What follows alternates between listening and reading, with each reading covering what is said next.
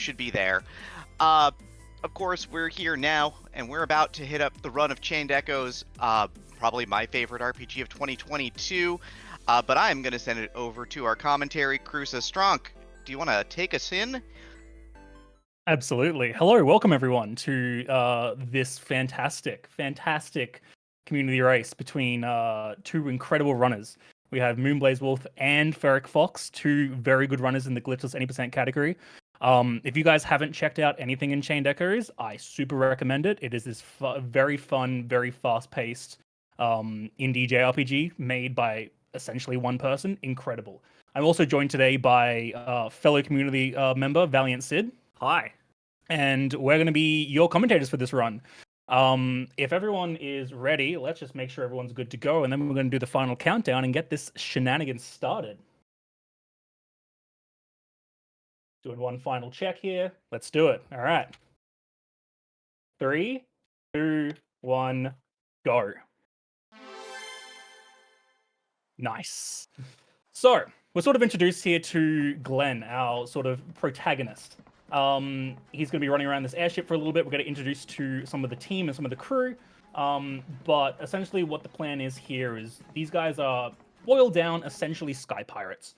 And where they've been sort of tasked to find a very specific object, which we'll get into a little bit later. But we also get introduced to this first part of the combat, which is sky armors. So these cool looking Gundams. Don't get used to them.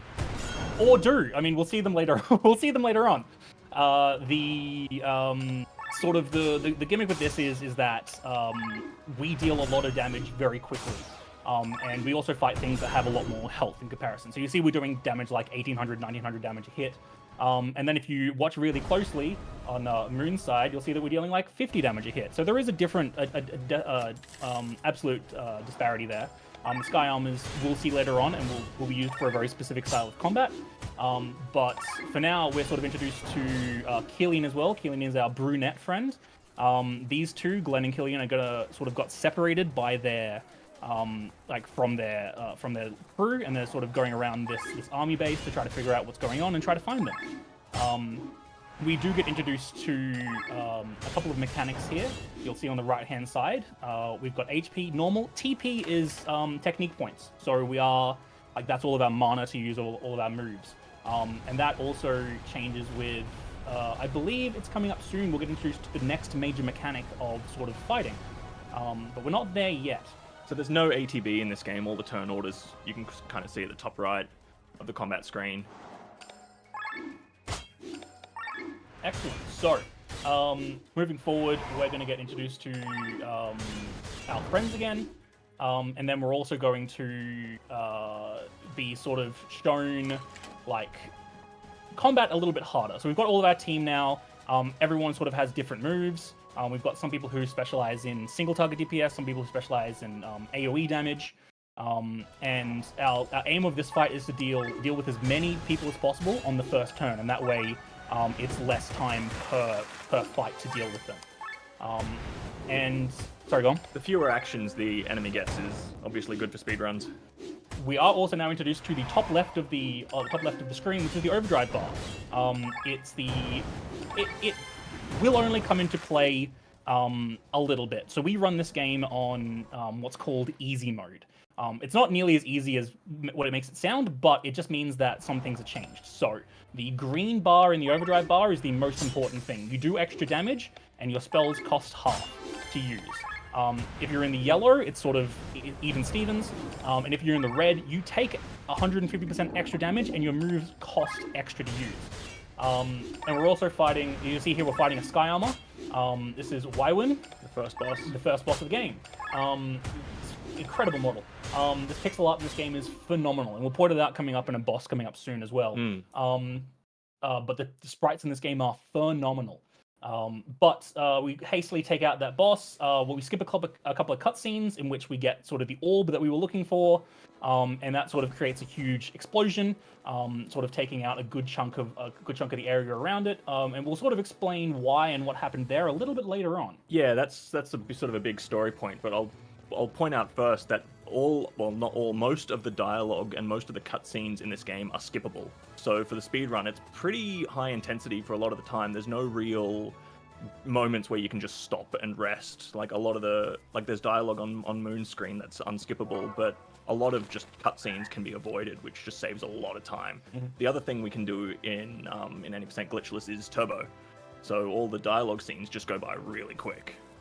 Yeah, and turbo will also be a big benefit for us old folk. Our fingers hurt. Like, what do you want us to do? We can't mash for 3.5 hours. And so turbo is just one of those things that are really good. Unfortunate, Moon got caught on that fight there. That skip is a little bit tricky to do. But you'll see here that all of the fights are set in position. This is one of the things that sort of it has in common with Chrono Trigger, which is one of its main inspirations.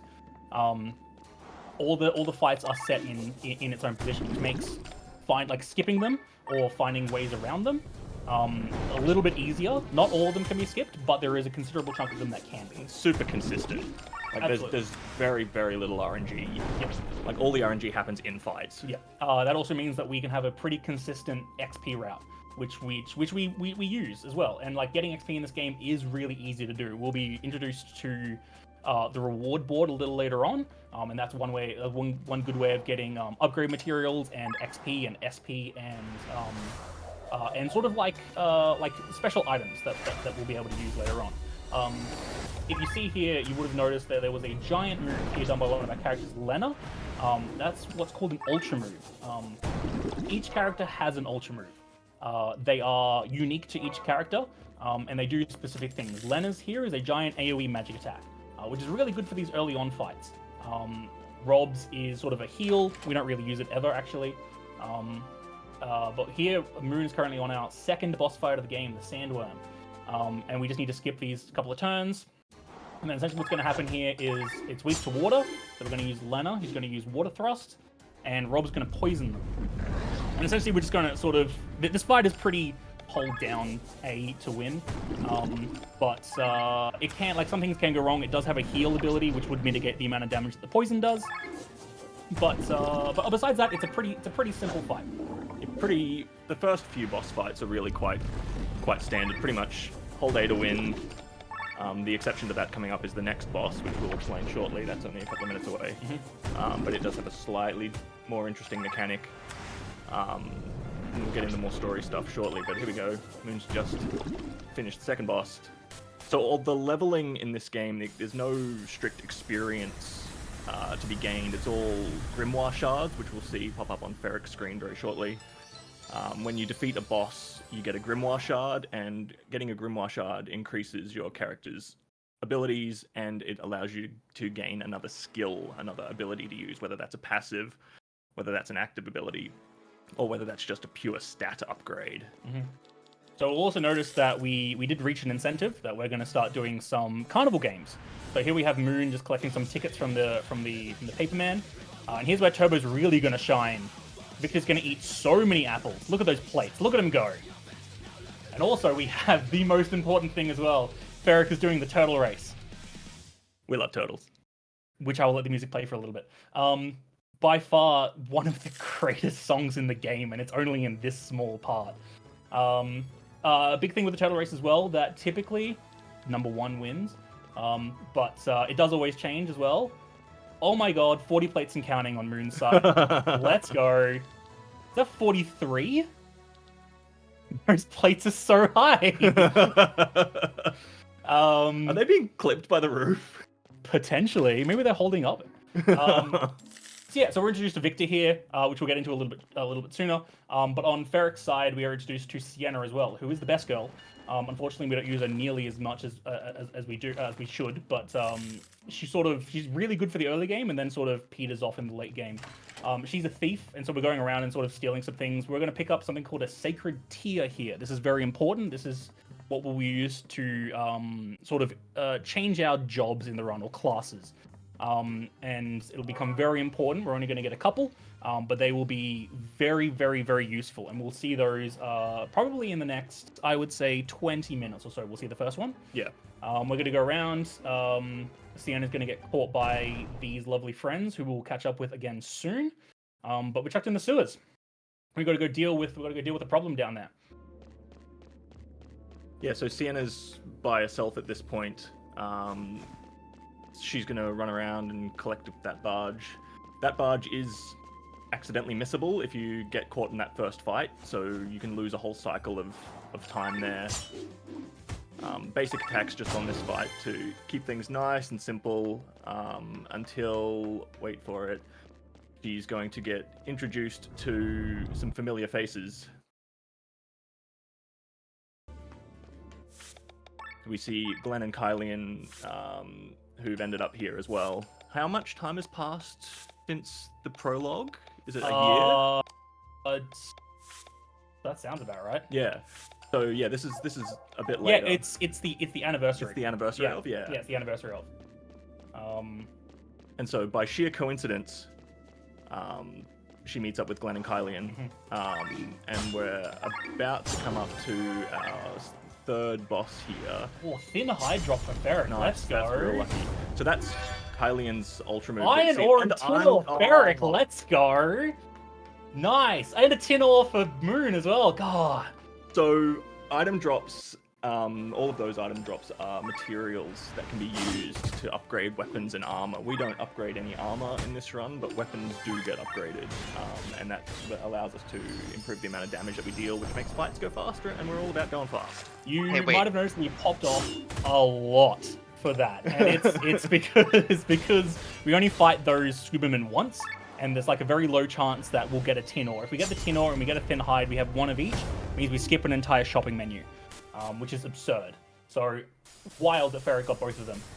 Yeah, so those, we need to purchase those otherwise, and we need, is it 6 of each? Yes. Yeah. So picking one up there of each of them is real good. Because you can only buy 5 from the shop coming up. Yep. So that benefits us a lot. So we sort of spoke over it, but Kratchan is now finito. The sort of the Kraken that was living under the sewers, we've sort of taken care of it. As we sort of got requested to do. And then we swing back to Victor here. Victor's going to this party, and what we're meant to do is meant to go around and talk to everyone and learn a thing about them. We know everything about them. We've done this before. And so we're going to answer these questions in a very specific order, and we're going to be rewarded with one of the best accessories in the game, the Life Thread. The Life Thread increases critical strike chance by 15%, and that is actually a lot. You will find that you will crit quite a decent chunk in this early part of the game, and anything to benefit that as well. Sienna, we'll equip it to Sienna very soon, as she's going to be our main damage dealer for the next little bit. And she's already kind of, being a thief, she's already kind of focused on agility and crit anyway. You'll see Ferric's also going to... Oh, maybe not. Oh, skip. We don't do that now. Ooh, interesting. Oh, no, Moon's gone for it. Okay. Yeah, okay, cool. I was like, oh, time's changed. Yeah, Moon. So we're going to pick up an iron ore there, which is going to help us level something up later on. So the routes at the moment are slightly diverged. Between sort of Moon and Stronk and Ferric and me to a certain point, and a couple of others in the community, we're still trying to figure the route out. And we all sort of have our own different wants and needs when doing this run. For a long time, Stronk and I very much disagreed on cleric class, which we'll see coming up in a second. That's one of the jobs, one of the three jobs we pick up in this run. And for a long time, Stronk was a huge proponent of getting cleric class. You can heal. Like, why would you not heal? This is a game. You need to heal. And I was very much against it, and I think I've been vindicated on that. Yeah, absolutely. No, cleric class is no longer useful. But we did just see a big menu there by Moon and Ferric that's sort of setting everything up for this next section. We're going to equip the Life Thread on Sienna. We're going to level each person up, as we had a couple of Grimoire shards to use for each of the bosses, and set our party up. So we know that these enemies are weak to water. So we've got Lena.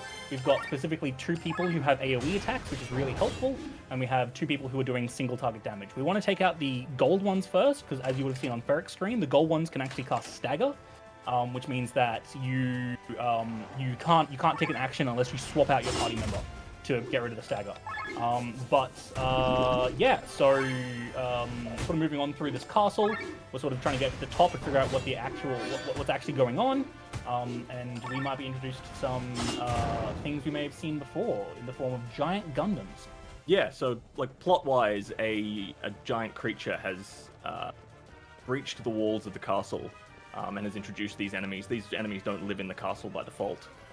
This is not an evil castle. So it's brought in some enemies. We have to clear them out before we get to the top of the castle and are introduced to the next boss. Mm-hmm. So these fights are not particularly tricky. It's just the stagger that becomes a problem. There we go. Like Lena's staggered on Moon's screen, which means she can't act until she swaps out. But oh, we are going to. Nice. A nice crit from Rob there as well. Let's go. Love to see it. All right, so Maroon's essentially coming up to the next boss. This is the Forgotten Mantis, who looks great. It's not the one I wanted to point out. It just looks great. It's a fun sort of fight. The strategy for this fight has sort of changed over the years. You can use Sienna to use her Ultra move, which is a really powerful single target damaging attack. Or there's you can just sort of DPS it down in doing stuff like breaking armor. That's actually really important. We might talk about that. Yeah, let's do that. So Glenn, and to an extent Killian as well, has an ability called Armor Break, which will put Mind Break and Armor Break on whoever it hits. And what that does is, as a base level, it will make it so they take 15% extra damage from both physical and magic. Glenn's Ultra move, which is by far one of the more useful ones in the game, is a AoE attack. Good fight. That's a very clean fight. Is an AoE attack that deals a bunch of damage, but also inflicts attack break and defense break. Sorry, armor break and attack break is what they're called. And that means that the enemy does less damage and also takes more damage, but to an extra 10%. So it's 25% they take extra damage and 25% they deal less damage. And it's absurdly good, and it's an AoE and it lasts 4 turns. If we go further on in the run, you might see us start to try to stack them or try to keep them on. If you use Armor Break again while it's still on there, you'll extend the amount of time that it's on there for.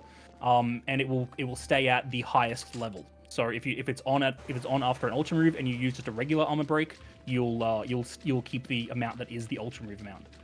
So on Moon's screen we just missed it, but coming up on Ferric's screen, we're gonna skip, but we'll at least see it. The first clerics, the first Class Stone, yeah. Mm-hmm. Which we used to get, now we don't. It saves us about 20 seconds. Mm-hmm. You have to do a fight, a mini boss fight, to get the class stones. Mm-hmm. But they're not difficult, really. No. They're also banging music. Right behind the turtle race music. Oh, but there's a better one coming up. Maybe in an hour. Oh, the Skyrim one? Yeah. Oh, okay, yeah, no, Skyrim one's pretty good as well, yeah, actually. Best music in the game. Yeah. So we're going to go check the blacksmith here. This is sort of a basic tutorial. That anvil there, this was a reset point for a while. We are 16 minutes into the run, and we are at a reset point. For some reason, we couldn't figure out why. Sometimes we spoke to the blacksmith, and we couldn't go to interact with the crystal that you would have seen gave us some objects. And for some reason, we just didn't know. But if you talk to the blacksmith twice in a row, and you wait for the anvil to shine, which is a really specific thing to do, it means that it just works, right? It was seemingly random. Yes. We couldn't figure out for the longest time what the problem was. Yeah. But sorry, that's sort of teaching us how to level up and how crystals work. So as Sid sort of spoke about earlier, we do upgrade our weapons quite a lot. And this is sort of teaching us how to do that. There is also a crystal mechanic where you can go around and you find those big red crystals floating around. We don't actually use that in the run. There is talks of using it later on. But at the moment, we're sort of not doing that. And then... very RNG heavy. Very RNG heavy. And then we also learned about deals. So going around, you will see us pick up these small orange orbs that have random things in them. We can sell those, and if we sell a specific amount of them, and of a specific type, we will unlock these deals. And we're sort of aiming for one deal in particular, which we'll get later on, which is also all RNG based. It is really unfortunate if you don't get it, but it's not the worst if you don't get it. No, there's means and ways around it. It just means a little bit of farming, sort of 10 minutes or 15 minutes after the fact. It is a little bit slower, but it's not impossible. Here we're going around and we're going to chat to our friend Vesta here on Moon's side. We're going to pick up the hidden treasure. This is our first introduction to hidden treasures and caves. So hidden treasures are things you can find along the way, which aren't they show up from you can find these sort of arrows on the ground, but there are so many of them that they might point you in the wrong direction. Most of the time, they'll point you in the right direction. But it is like a puzzle trying to figure out what it is and like interacting with the ground essentially. But we found some upgrade materials. There we go. Ashen Bone ×3.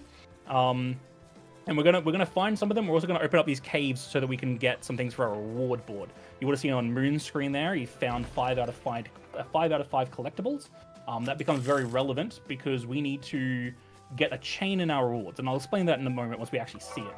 But if you get rewards, if you get specific rewards in line with each other, like they connect to each other, you line them up in enough, like you get enough of them, you get extra rewards. We're sort of looking for an extra Grimoire shard to level up, and also a sacred tier, so we can get another class. So that gives us our 2 sacred tiers for the run, and that's all we need. Yeah, so we're just sort of doing a bit of collecting at the moment. We're sort of setting ourselves up for the next section of the run. We're going to collect some weapons for every party member. So everyone's got level 1 weapons at the moment. Weapons have levels. They can, Everyone except Sienna. Sorry, Sienna. Yeah, Sienna misses out. She gets a better one later. So as much as you can upgrade weapons as well, that makes them weapon plus. There's also different pieces of gear in the game, different levels of weapons. So everyone starts with a level 1 weapon. We've just picked up a glaive on Moon's screen. That is level 3 weapon for Lena. And level 3 weapons at this point in the game is pretty good. Which we're going to upgrade to a plus. We're going to upgrade to plus, yeah, which gives you an extra 10-ish attack. Yeah, it's well worth it. We are sort of gonna get to like sort of the next plot device, which is, as you can see on the bottom right hand side of the screens, our quest is to find a way across to the border. Our sort of storyline here is we're trying to get Lena back to her hometown of Tormund. And from the whole other side of the island. Correct. So we need to find a way to cross the border because the borders are currently blocked off because of the attacks that have been happening. And so we need to find a way to cross. So we're going to go chat to a person who we sort of got told about, a man named Becca, and he's going to send us on a couple of quests. But before that, we get introduced to what we're actually going to do, which is our first class stone. Yay! We're going to get the warrior class, which is very important. It gives you a very powerful single target attack, and it gives you a very powerful multi-target attack. And those are very important, especially because the classes also give you inherent stat buffs. So with warrior class, you actually your base attack actually increases, and then you're also dealing extra attack. So putting them on someone like Glenn would give Glenn a very powerful single target attack and also a very powerful multi-target attack, and would also increase his base stat attack. And it's all good well around. But before that, we have to do a fight here. We're going to fight a couple of pig ears, these little piggies who are sleeping. And we're going to sort of... I think he's looking for a rare one. Oh, I see. Yeah, gotcha. Yeah, there it is. So there's sort of an RNG to whether they're shining or not, and we're sort of looking for thin hides and that kind of stuff. Yep. So it saves us having to buy them, which is really nice. There you go, that's heat. Yep, and Ashen Bones as well, which is really good. Because I don't think Moon picked up the... Oh, no, he did. Yeah. So Ashen Bones are really good because then we have enough to level up the glaive. Yep. And we've got enough thin hides to level up the longbow, and we just need to pick up some tin ore to level up the claymore. Reset. So, sorry, as we were talking about, each class turn has a fight, and these are 4 slaughers, so not that difficult, but they do have a bit more health than the pig ears. Here we see Glenn's ultra move here, making a nice little machine, AoE attack, and you'll see attack break and defense break. Yeah, so that costs a bit of time in animation, but it increases the damage, as Stronk alluded to before. So buffs and debuffs in this game are quite a big deal. In a lot of other RPGs, they're not strictly useful, but in this game, it's really important that we're debuffing enemies and buffing the party. Good fight. That was a really, really good fight. Mm-hmm. So this song is a banger. I'm going to let it play for a second on Ferric's screen. When I played this, I remember these fights being harder on normal. Yeah, normal is easy. Normal's much harder. Easy is definitely a chunk below normal for sure, but like it is by no means free. Yeah, so there's a few settings that we do change. We change the enemy difficulty, we change the overdrive bar, which Rock mentioned before, and we also change enemy aggressiveness, which is just a multiplier randomness on how often a basic attack versus using a named attack, a unique attack, which also reduces the difficulty. So here we go, we're equipping the Warrior Charm 1 to Glenn. We're going to make Glenn our big damage dealer going forward. And now we've got a couple of fetch quests to do. If you've got any donations or announcements, feel free. This is a great time for it. Of course. Well, thank you so much. Just as a reminder, we are here to support Point of Pride this year for Winter Pride 2023. Point of Pride is a trans-led 501c3 nonprofit organization that has helped members of the LGBTQ plus community access the care they need to live the lives they deserve since 2016. They're doing great work. I know the team's very excited to be supporting them this year, and of course, thank you all for your time, energy, generosity, runs. Even just being here is important, so thank you all so much. Right now, of course, we're still in the middle of Chained Echoes. We've got a little ways to go yet. We're still pretty early in the run. Notably, I believe that also this run takes advantage of the very robust fast travel system, but here's the reward board, which I know you wanted to talk about, so take it away. Awesome. So, reward board. You would have seen there that there were a bunch of like things that we'd unlocked and like red notification bubbles next to it. Each of those gave us a certain amount of SP and an item or money, which is both very useful. Specifically, we did specific rewards to get specific items, to level up specific weapons, so we have enough of them. And that'll come in later on as well. But this is also going to give us enough to level up very specific things that we're learning in like the general skills, right? Here, if you look on Moon's screen, I believe he's going to go and upgrade everything now. I want to say, yeah. I'm going to go upgrade everything now. So we'll see just what we need to get to upgrade the glaive, the longbow, and the claymore as well. And see if Ferric's up to wood as well. Excellent. Oh, very evenly matched. Let's go. This is really good to see. This game, in the early game, the route's been pretty well optimized. So to see these two runners so close is really good. Yeah, Ferric and Move has spent a bunch of time working on Act 1, and it is absolutely showing. Yeah, it really is. I have a quick question about the skills, by the by, because they're buying specific skills, of course, because I'm sure they're efficient for the speed run. How does the speed run deal with the fact that you have a limit of 6 active moves and 2 passives throughout the run? So it's not actually 2 passives. So you can actually learn 8 skills, and that sort of like even without the 2 extra ones from the class stones. So having 8 skills in the speed run, that's so many skills. We sort of once we find our groove and we find what we need to do, we might use between 1 to 3 skills per person.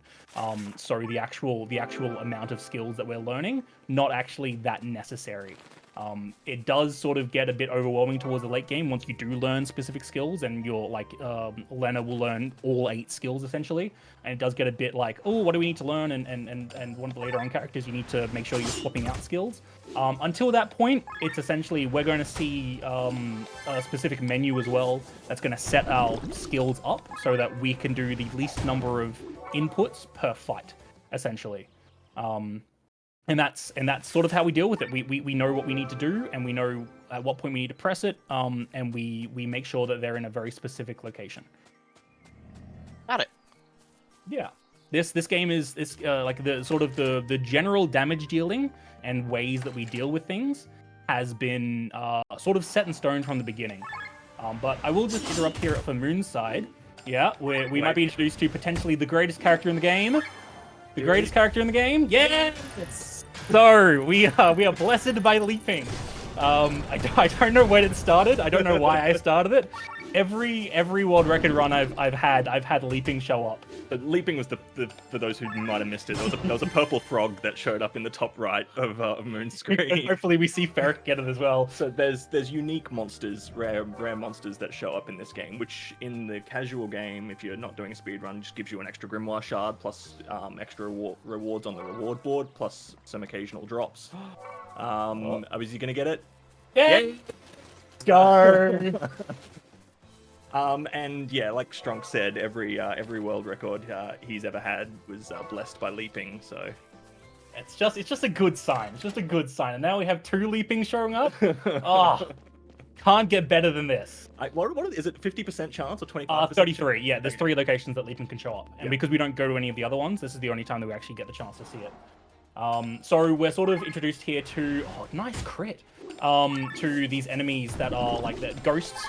If you use magic on them, they'll resist the next magic attack, and if you use attack on them, they'll resist the next attack, the next physical attack. So we've worked out that we need to use 1 physical, 1 magic per thing. and these fights are relatively simple. It does just come down to a bunch of numbers. There is a chance that, say, Victor can under damage, but that doesn't usually happen. We can typically take them out on the first cycle. You might hear us talk about cycles in the terms of like turn order. That is the first 4 turns that our team get is what we will call a cycle, right? So in the top right of the screen, you see that there's the turn order. Lena, Glenn, Victor, Killian. That's what we call a cycle. And then typically you will get your moves in before the enemy. So if you can beat them in the first cycle, it means that the enemy doesn't get a turn. That's just sort of a general lingo sort of update. You might hear us talk about like there's a boss coming up that if you can one cycle it, it's really good, but that will also potentially mean something else. We'll sort of explain that coming up.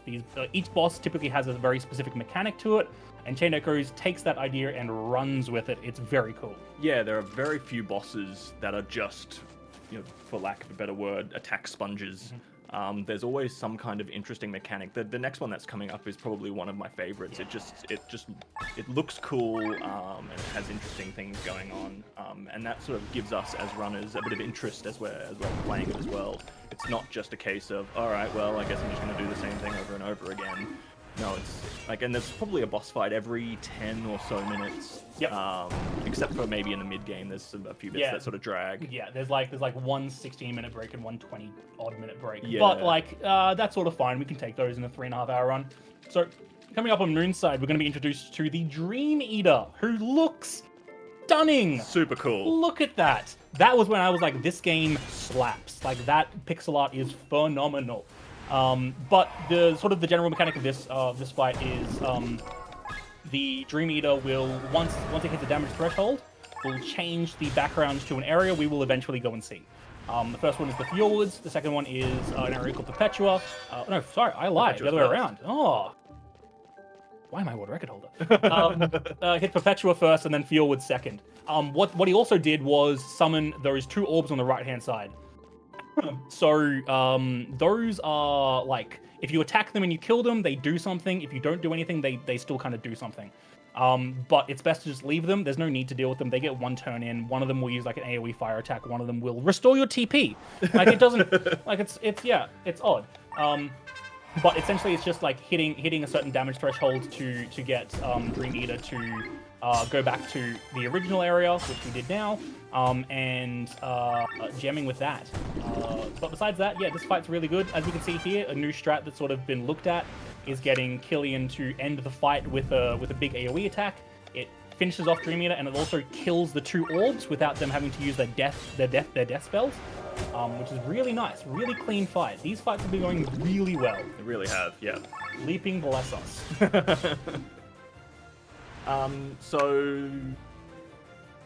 We're upgrading the Copas here.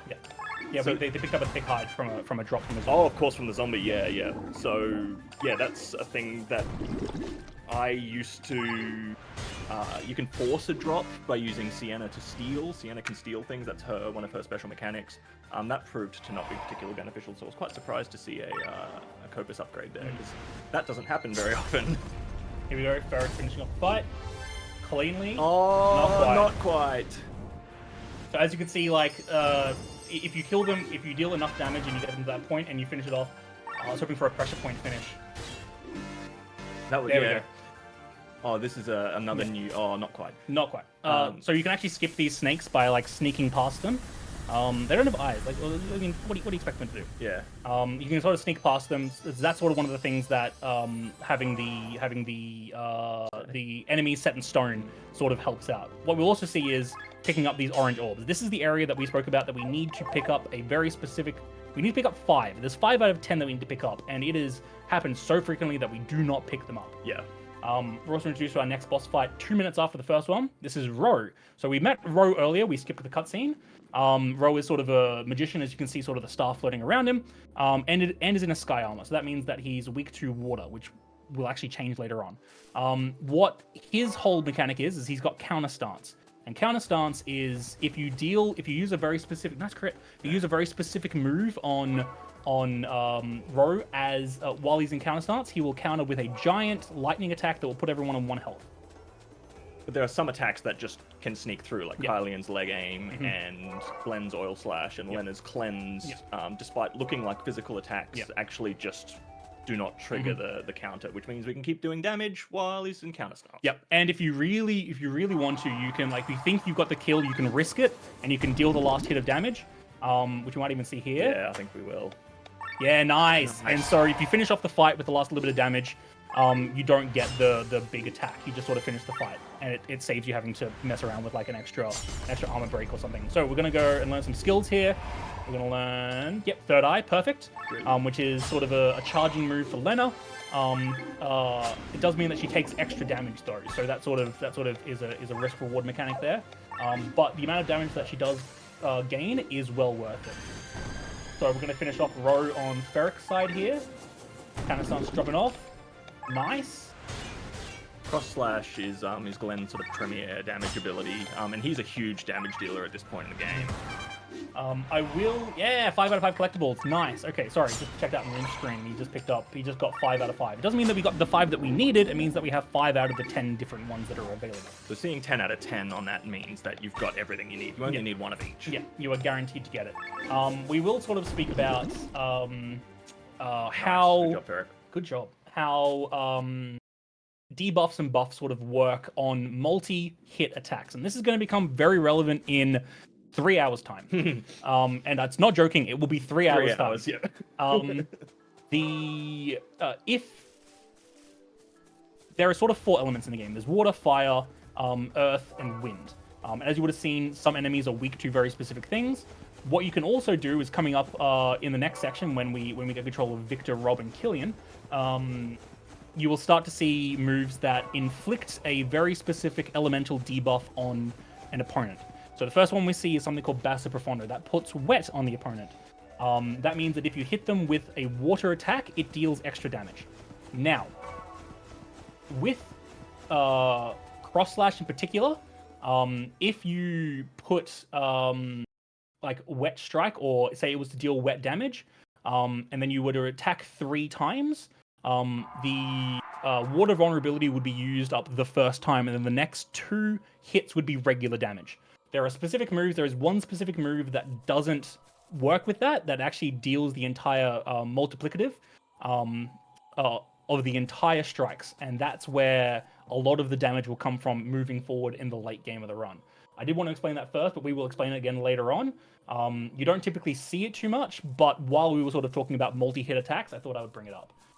We did just see Moon finish off the Forgotten Boar in a very good fight. We'll see Ferric do it now. These sort of fights between, like, while you're... pick up the oil lamp as well, which that'll be really good. relevant for the very last boss.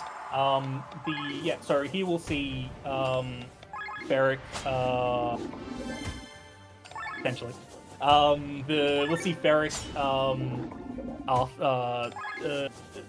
sorry. I'm distracted inside. Yes, the mixture between Oil Slash and Fire Thrust here between Glenn and Lena is sort of what you're looking for.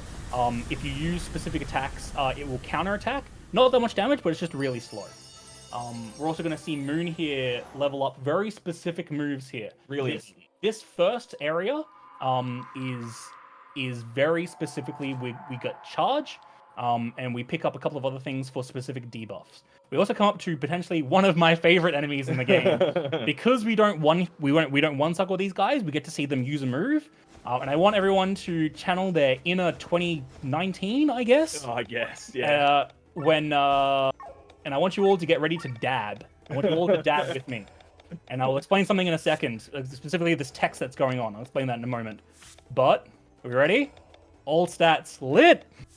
Let's go. We get to see it a couple of times now because we got both screens. But I hope everyone out there dabbed with me, and I appreciate it if you did. He actually did. He actually dabbed. Absolutely, yeah. No, I all the time. I couldn't. I'm the one who's keeping it relevant. No, I couldn't. I'm sorry. It doesn't. No. You know what? That's actually appropriate. I understand. It's fine. It's okay. I'm sorry. Old. Sorry. I'm also old, but I just lean into it now. It's fine. I've been doing this for long enough. So we're up to Gazer now, which is sort of the first introduction to this like platform mechanic. If you don't hit these switches before it goes to a certain location, it's just like, it just kills the fight. You just lose, you have to restart it again. I'm getting ready on Ferric's side. Wait for it. All stats lit. Let's go. So the Gazer fight is sort of the introduction as to how it works. The next boss fight will be on this same area, but will be a little bit harder. But it's sort of teaching you. You can actually look at the map as well. We don't, because we know what we need to do. But you can look at the map and sort of figure out what you need to do and go from there. So yeah, it can. There's sort of it'll travel either north, south, east, or west, and the default, I guess, direction will sometimes just trigger a death scene. So we know which way we've got to go, but each time it transitions, it'll either heal you or it'll deal damage to everyone, or poison someone. Someone. You sort of get a random thing, and we don't really mind what each of those are at any given time. It's like we're going to go in the direction that makes us not lose instantly. But yeah, so coming up now, we're going to see what it sort of transpires. I am going to talk about if you notice closely, you would have seen Moon start a fight while there was some text on the screen. That was sort of discovered relatively recently that if you are in the menu while the text box finishes, like the end of the speech finishes, you can't make a move. You need to re-enter the fight. If you're in the middle of an action and the animation is playing and there's no menu up and the text finishes, you can kind of keep going, but it does slow everything down to 1 speed, so you need to reset the battle speed up to 3. But that's sort of just a really quick way of having to wait for, quicker way than having to wait for the text to finish. Yeah, so sometimes you can get halfway through a fight and then discover that your inputs just aren't working and you've just lost 15 seconds. Yeah. Which is a real shame, quite honestly. So in the big menus that we did, we also equipped Rob with Rob is the center character with the bow, for anyone who's just joining us. We've equipped Rob with the warrior charm, so the extra damage, plus the AoE attack and the single target attack. And also with the charge attack, it means that he's dealing a bunch of damage. So we're also introduced to the Giga Drill Breaker here.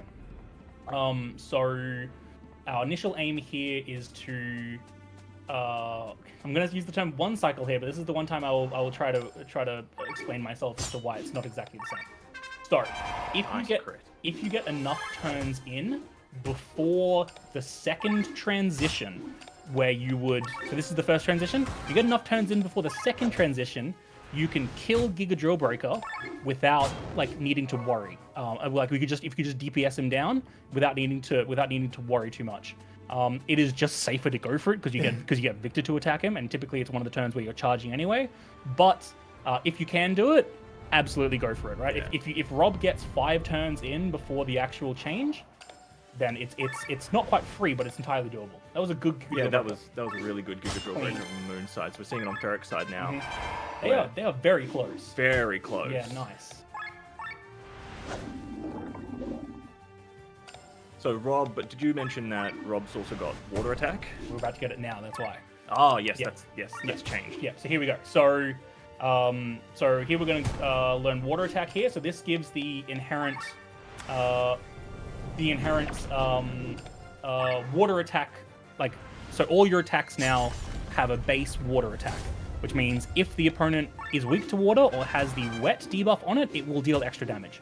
That combined with Victor's Basso Profondo, which puts dry on the opponent, it means that you'll see it now. We're going to demolish these birds coming up.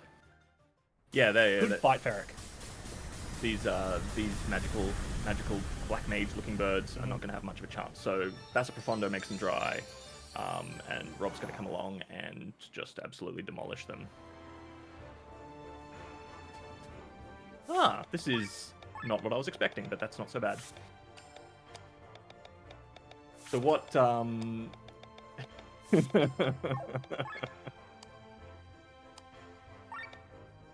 Good fight. So as we can see here, Ferric is gonna level up a couple of things. We're gonna organize ourselves again. The next boss is coming up after these sort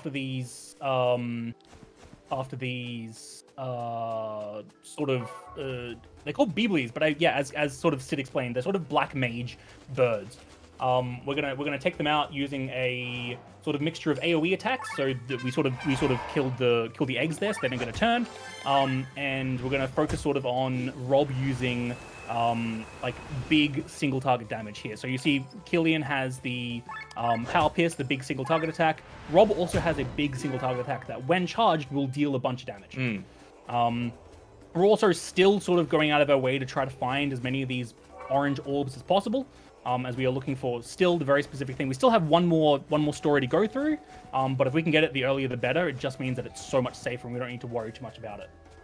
Yeah, so talking of story, we haven't sort of spoken about that for a little while. After the fight with Ro, his sky armor exploded and destroyed the bridge that everyone was standing on, and in sort of a bit of a Final Fantasy VI style, the party has been split. So the first section we saw was Lena and Glenn, who sort of just had a really short section. If you skip the cutscene, like normally you get to choose which one you want to do first. If you skip the cutscene where the bridge explodes, then you kind of usually just stuck with Lena and Glenn first, but that's fine.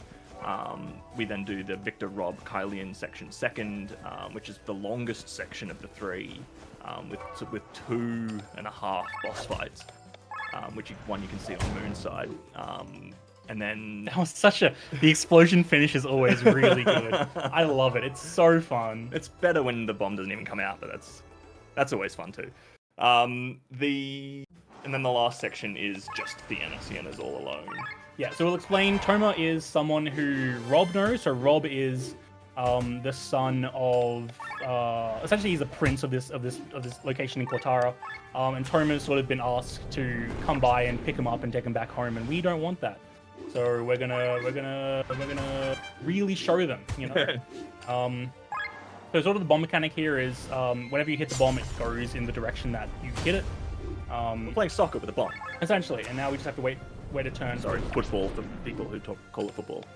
And we're just essentially going to wait a turn for this bomb to do its thing.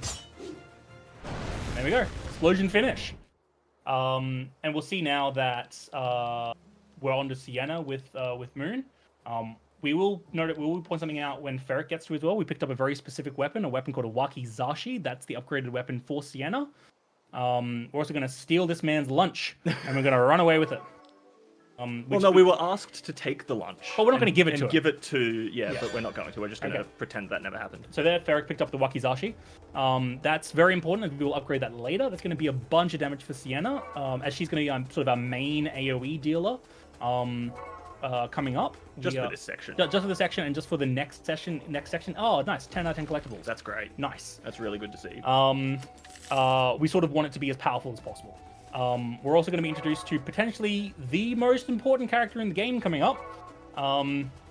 Our sort of lizard friend, Barthraz, who will sort of explain once we get there, once Moon lovingly goes around, grabs that water bomb, which is also really important for 3 hours' time. Yeah, it will be relevant for the final boss and never again. Yeah. And we're going to go pick up all this money to see if we can hire ourselves Barthraz. Man, stealing this woman's lunch twice. Yeah. The Barthraz is kind of the Final Fantasy VI shadow equivalent. Mm-hmm. That's a good, nice. Yeah, where it kind of just like shows up and vanishes and then shows up again later. Spoilers, whatever. We'll see it. You're watching a speedrun, whatever. We'll see it in a couple of minutes. Yeah. It will not be that long where we'll lose Barthraz. But here we are. So we've gotten Barthraz a bunch of money. We've said, hey, can you come and help us? He said yes. Now you might notice that Barthraz has metal limbs. He's also a lizard, but whatever. Also a lizard, but has metal limbs. We do get an explanation for that, and we will explain that when that comes up. But that does mean that sort of Barthraz's general mechanic is that he's going to summon weapons. So each of his moves, or specifically 3 of his moves at the moment, summon weapons. And then we have an attack called Summon Attack, which increases in damage exponentially with each weapon that you summon. Sorry, here we see that Moon is now trying to farm for the last orb, so he doesn't have to farm the owls later on, which is smart. Yeah, it is. Yeah, not getting 10 out of 10 collectibles by this point is pretty disappointing. Yeah, there we go. Nice. Yeah. So it's, like I said, it's not impossible. That's one of the newer sort of farming locations. The other one is that you can just farm a fight for a sparkly version, which you know will always drop a specific item. That can take upwards of 3 minutes. It really can. Yeah, so this is just the faster way of doing it for sure. Here we're going to level up an ability called Draw Iron. We're also going to sort out Barthraz because we've got a bunch of Grimoire shards to use. Barthraz, being a new party member, doesn't come with any abilities assigned, not like other Final Fantasy sort of style games where you basically pick your whatever level you're up to and it just averages that party member's level. Instead, you just they just start with no abilities unlocked and all of the Grimoire shards available, and you can just level them however you want, which is really cool because it means you're sort of not like, you don't start the game with your 4 characters and just use them throughout the whole game because, oh, I don't need a healer because blah, blah, blah. Instead, you can just be like, I'm going to not use them as a healer, I'm going to use them as something else, and you can build your party that way. Yep. The other thing worth noting is that the party members who show up during the game are actually relevant in the story. It's not like you just get a random party member that just isn't involved. You know, in some of those games, you'll be like, oh, you're introduced to this person right at the end of the game, and they don't have any relevance. But no, there's a lot of foreshadowing that happens in this game when characters are introduced, like Bathraz's metal limbs, like that isn't like openly sort of explained, or you don't really, no one says anything about it. You just see it in the model, and then, oh, well, that's a little bit weird, and you sort of think about it, and then it gets explained later on. It's really, really well done. Really, really good storytelling. Yep, this game's really good at it. So, we are up to the next boss fight, as Moon just did, but I'll explain it on Ferric's screen. Bathraz has an ability called Berserker, which means he takes slightly more damage, but his damage output is up by 150%. We're going to see possibly the most sick thing we've ever seen in this game, which is this ultra move, where he makes a giant gun and out of his arm, and it will deal 10 times the amount of damage that it shows. So it did 95 damage a tick. It means it's going to deal 950 damage.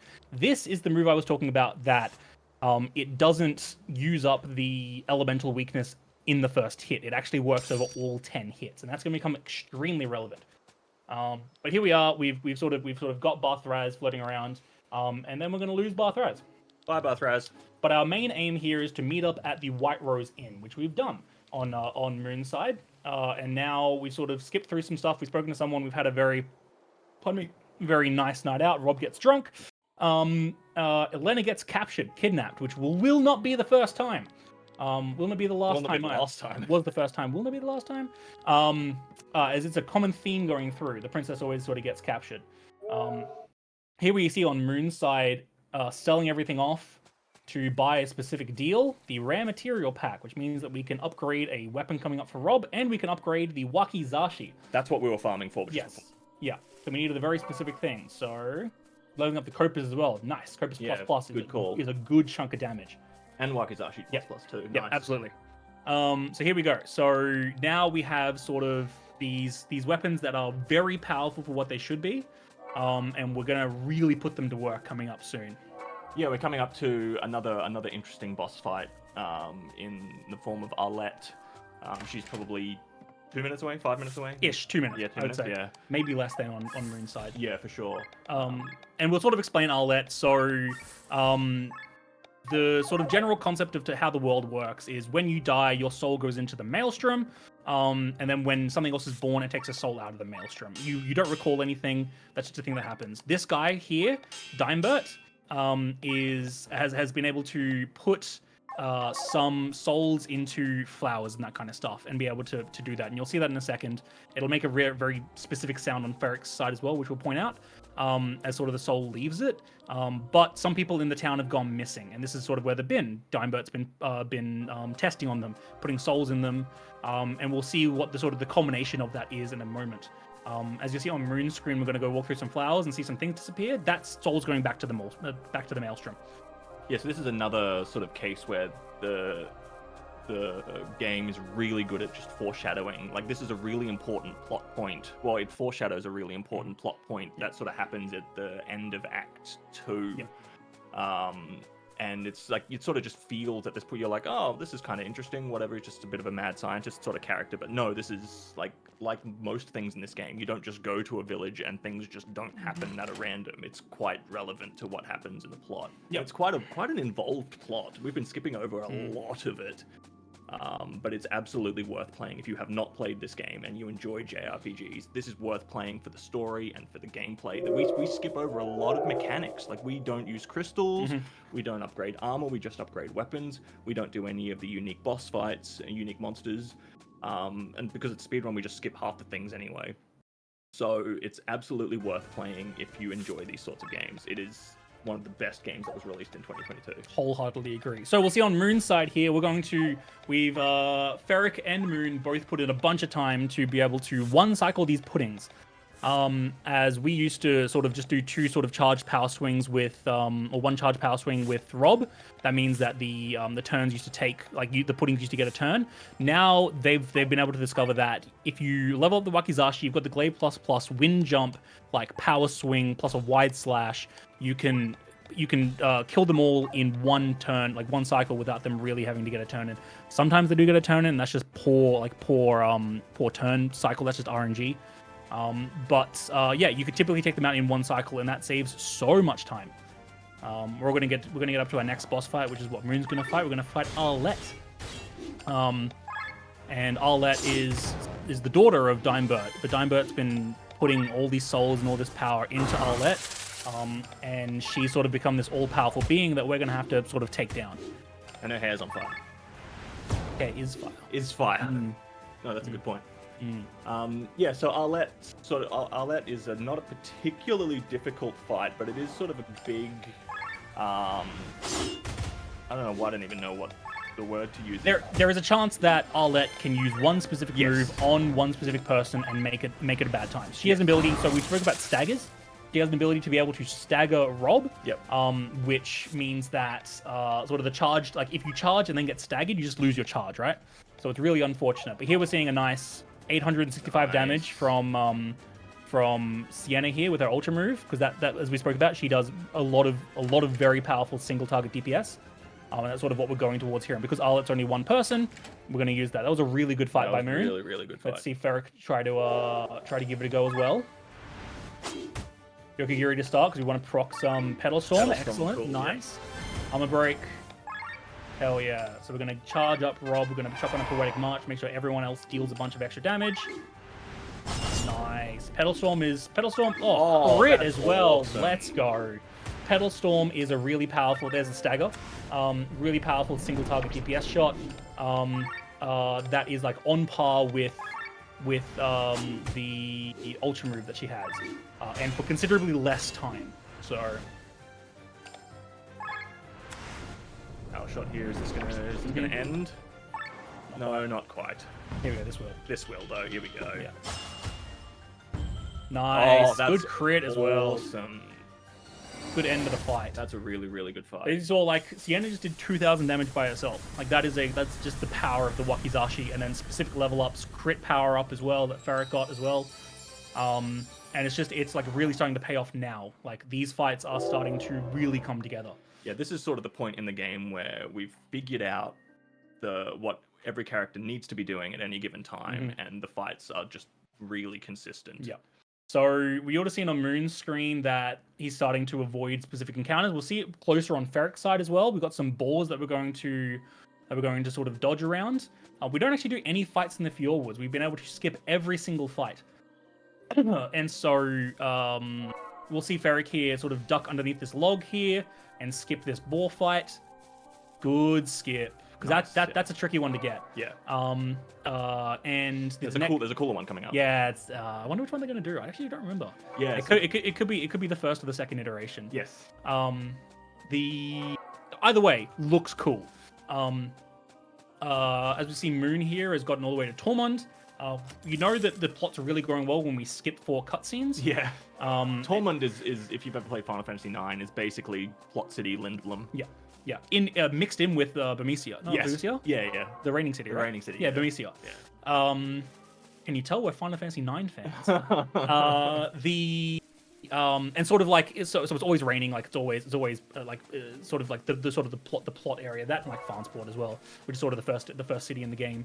But here we're sort of going to get introduced to Lena, her brother Frederick, and her father. And the father is quite ill. Once the father passes away, one of the 2 of them will take power. And we'll see what happens from there. There is also an item here that is, I wouldn't say divisive in the community, but Sid and myself quite like getting it. It's called the Charm of the Learner. What that does is it's an accessory that whenever it's equipped, you double the amount of SP you get from fights. I didn't see. Did Moon pick it up? No. I don't believe Ferric will either. I don't believe they get it. They use very specific level ups at very specific times to make sure that the SP they get still works over, ticks over that. Sure. So you'll see it. It's very impressive. the way that Moon and Ferric have been able to sort of scale up their level up so that once they level up a skill, because you still get SP throughout, you're leveling it up, and then the extra SP goes towards the abilities, right? So they're very, very smart the way that they've done that. I am just such a stan for the Charm of the Learner. It means that in my specific version, you can level up Bathraz and level up Rob at very specific times, and that sort of gives you an extra sort of boost. But we'll see here that Rob has gone and dropped a bunch of plates. Bloody hell, Rob. Can't take you anywhere. No partisan. No partisan. And we're gonna keep going. We found Lena. We're gonna be introduced to a bunch of plot here. Yeah, this is probably a good time for donations or announcements if you have any. Thank you so much. So, once again, we are here, Winter Pride 2023. We're raising money for Point of Pride. Point of Pride is a trans-led 501c3 nonprofit organization. They've served tens of thousands of people in all 50 states and 100 countries by providing access to gender-affirming health and wellness services. The money we're raising this year will go to Point of Pride's various support groups, such as their Electrolysis Support Fund, which is a scholarship-like program that provides direct financial assistance to trans people in need of permanent hair removal services that they cannot otherwise afford. Of course, the fact that Point of Pride is trans-led does mean that they have such a good sense of assisting the trans community. Obviously, a thing which is near and dear to my heart, being a part of that community. So, really, really grateful for the work that they do and glad to be supporting them this year. Just as a note of the game here, while you're going through some plot, of course, you noted that the game was a one-person show in terms of coding and creation of the game. The music was composed by one person as well, Eddie Mariencrow, who an absolutely wonderful composer. The soundtrack is just it gets better. It's real good. It gets better. It's wild. It starts off strong and gets better. My God, that's it. This soundtrack is like, it's criminal that it's not on any kind of service, right? Like it's one of those things where, like, obviously buy the soundtrack, absolutely buy the soundtrack. I bought it on Bandcamp. He's got a Bandcamp page. I bought it on Bandcamp. Let's go. I bought it when I got the special edition. It was really good. Or the deluxe edition, whatever it was on Steam. I bought the soundtrack. Oh, so good, well worth it. It's like one of those. It's like for me at least, a game lives or dies on its soundtrack. Especially when you go into so many fights and you hear the same thing over and over and over again. Like, it needs to be a banger, and this soundtrack is top to bottom bangers. But yeah, so we're escaping Tormund now. So we found Lena. We lost Lena again. And Rob and Lena have sort of gone off to do their own thing. And we're going to proceed to try to find them. The sort of specifics of leveling up the Kopis and leveling up the Wakizashi, so Glenn and Sienna's weapon. What that means is that these fights can be one-cycled, assuming you get a good turn order, because the Wakizashi plus does a bunch of damage. Glenn's Power Swing, both AoE, does a bunch of damage. Wide Swing does a bunch of damage. And also Bathraz has a Light Claymore as well, which does a bunch of damage. So we should be able to, assuming there's a crit of any kind, one cycle it, which is really nice. And because we're sort of banking on Sienna critting, it's more likely than not. As we saw on Ferric's screen there, she just crit for 250 damage. And there we go, on Moons as well. So we're sort of relying on that.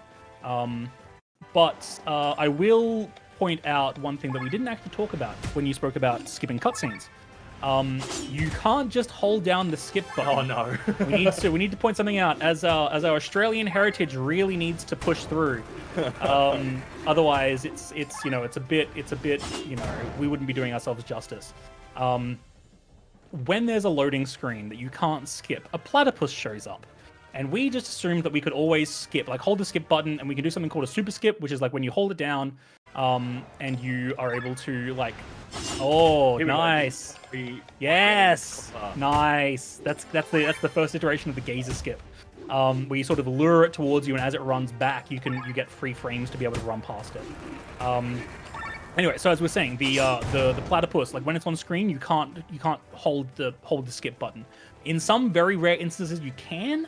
But it will if you do that, and it tries to skip the cutscene, it will like try to skip it on the first frame, and then it just plays the entire cutscene on the rest of the frame. And you can't skip it. And you can't skip it. So there are some specific ones where you're like you absolutely don't want that to do. But it has been sort of colloquially known in the community as respecting the platypus. And us being Australians, we really kind of need to push that as much as we can. Respect those platypuses, right?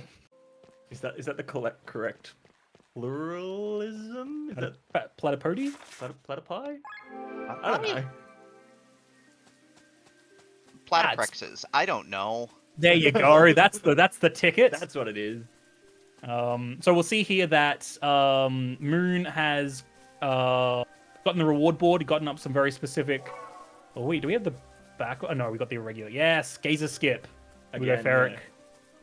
Nice. I haven't seen the version where you hide next to that broken tree though. Oh, the log? That's my one. Yeah, yeah. So that was the original version where that was when I first discovered it. Is you go down, trigger it, you go back to the log. It is just further away, so like there is more of a chance that you don't get it. So hiding near the rock is much better. Nice. Okay, so we'll talk about that sort of encounter skip there with Ferric. On each battle, you can go in from either side. If you happen to trigger the fight from the side that you want to escape from, perfect. You just escape the fight. Which is that sort of one. You lose a very small amount of time by getting into the encounter, but overall it's still a fight skip because you can escape without needing you can just escape without needing to pass anything. You can just do it. It's just a flee. Speaking of good music, this area has a banging track too. It's not high intensity like a lot of other areas. It's just nice and chill. You know, things are kind of at a point in the story now, and this is kind of nice. This is just like some real classy traversal music for Really. a really pretty part of the game. Yeah, Perpetua is gorgeous. I don't believe it's snow. I believe it's all ash everywhere. Because we're in the Perpetua flower fields at the moment. And in here, I believe it's ash. In here, we're trying to sort of find a way past a barrier, and there was an angel that spoke to us and said, hey, we need to find like sort of a like a dew or something like that to put on these sort of like orb sacks, essentially. And so that's what we're doing. I hope you guys like sacks. We have a lot of them. And we'll find the first one coming up now, but there is a lot of them. There is specifically a puzzle based around it, actually. So if you like sacks and you like JRPG, might I recommend Chained Echoes. So here's the first one. What that does is that sort of forces it to grow, sort of, and gives us platforms. We don't need to do the first one. We're going to skip straight away. The barrier's gone now. We can skedaddle, and we're gonna go and find ourselves the next area to go, which is sort of this. As you can see, like sort of these like mushrooms start to pop up from the ground.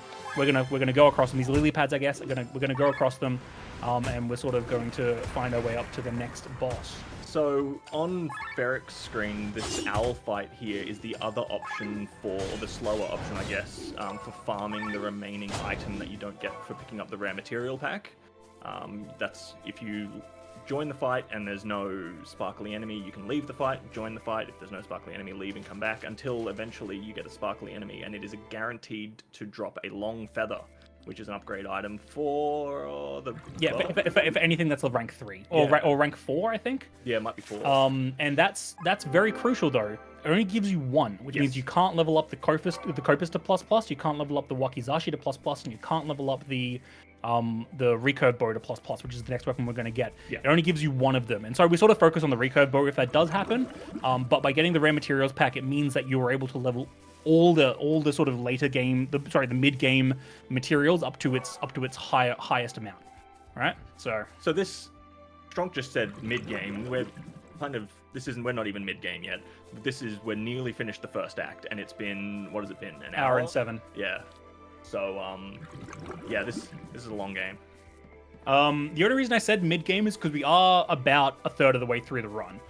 So we're not even finished Act 1 out of 4 acts, but we are a third out of the run. The first act is by far the biggest act of the game.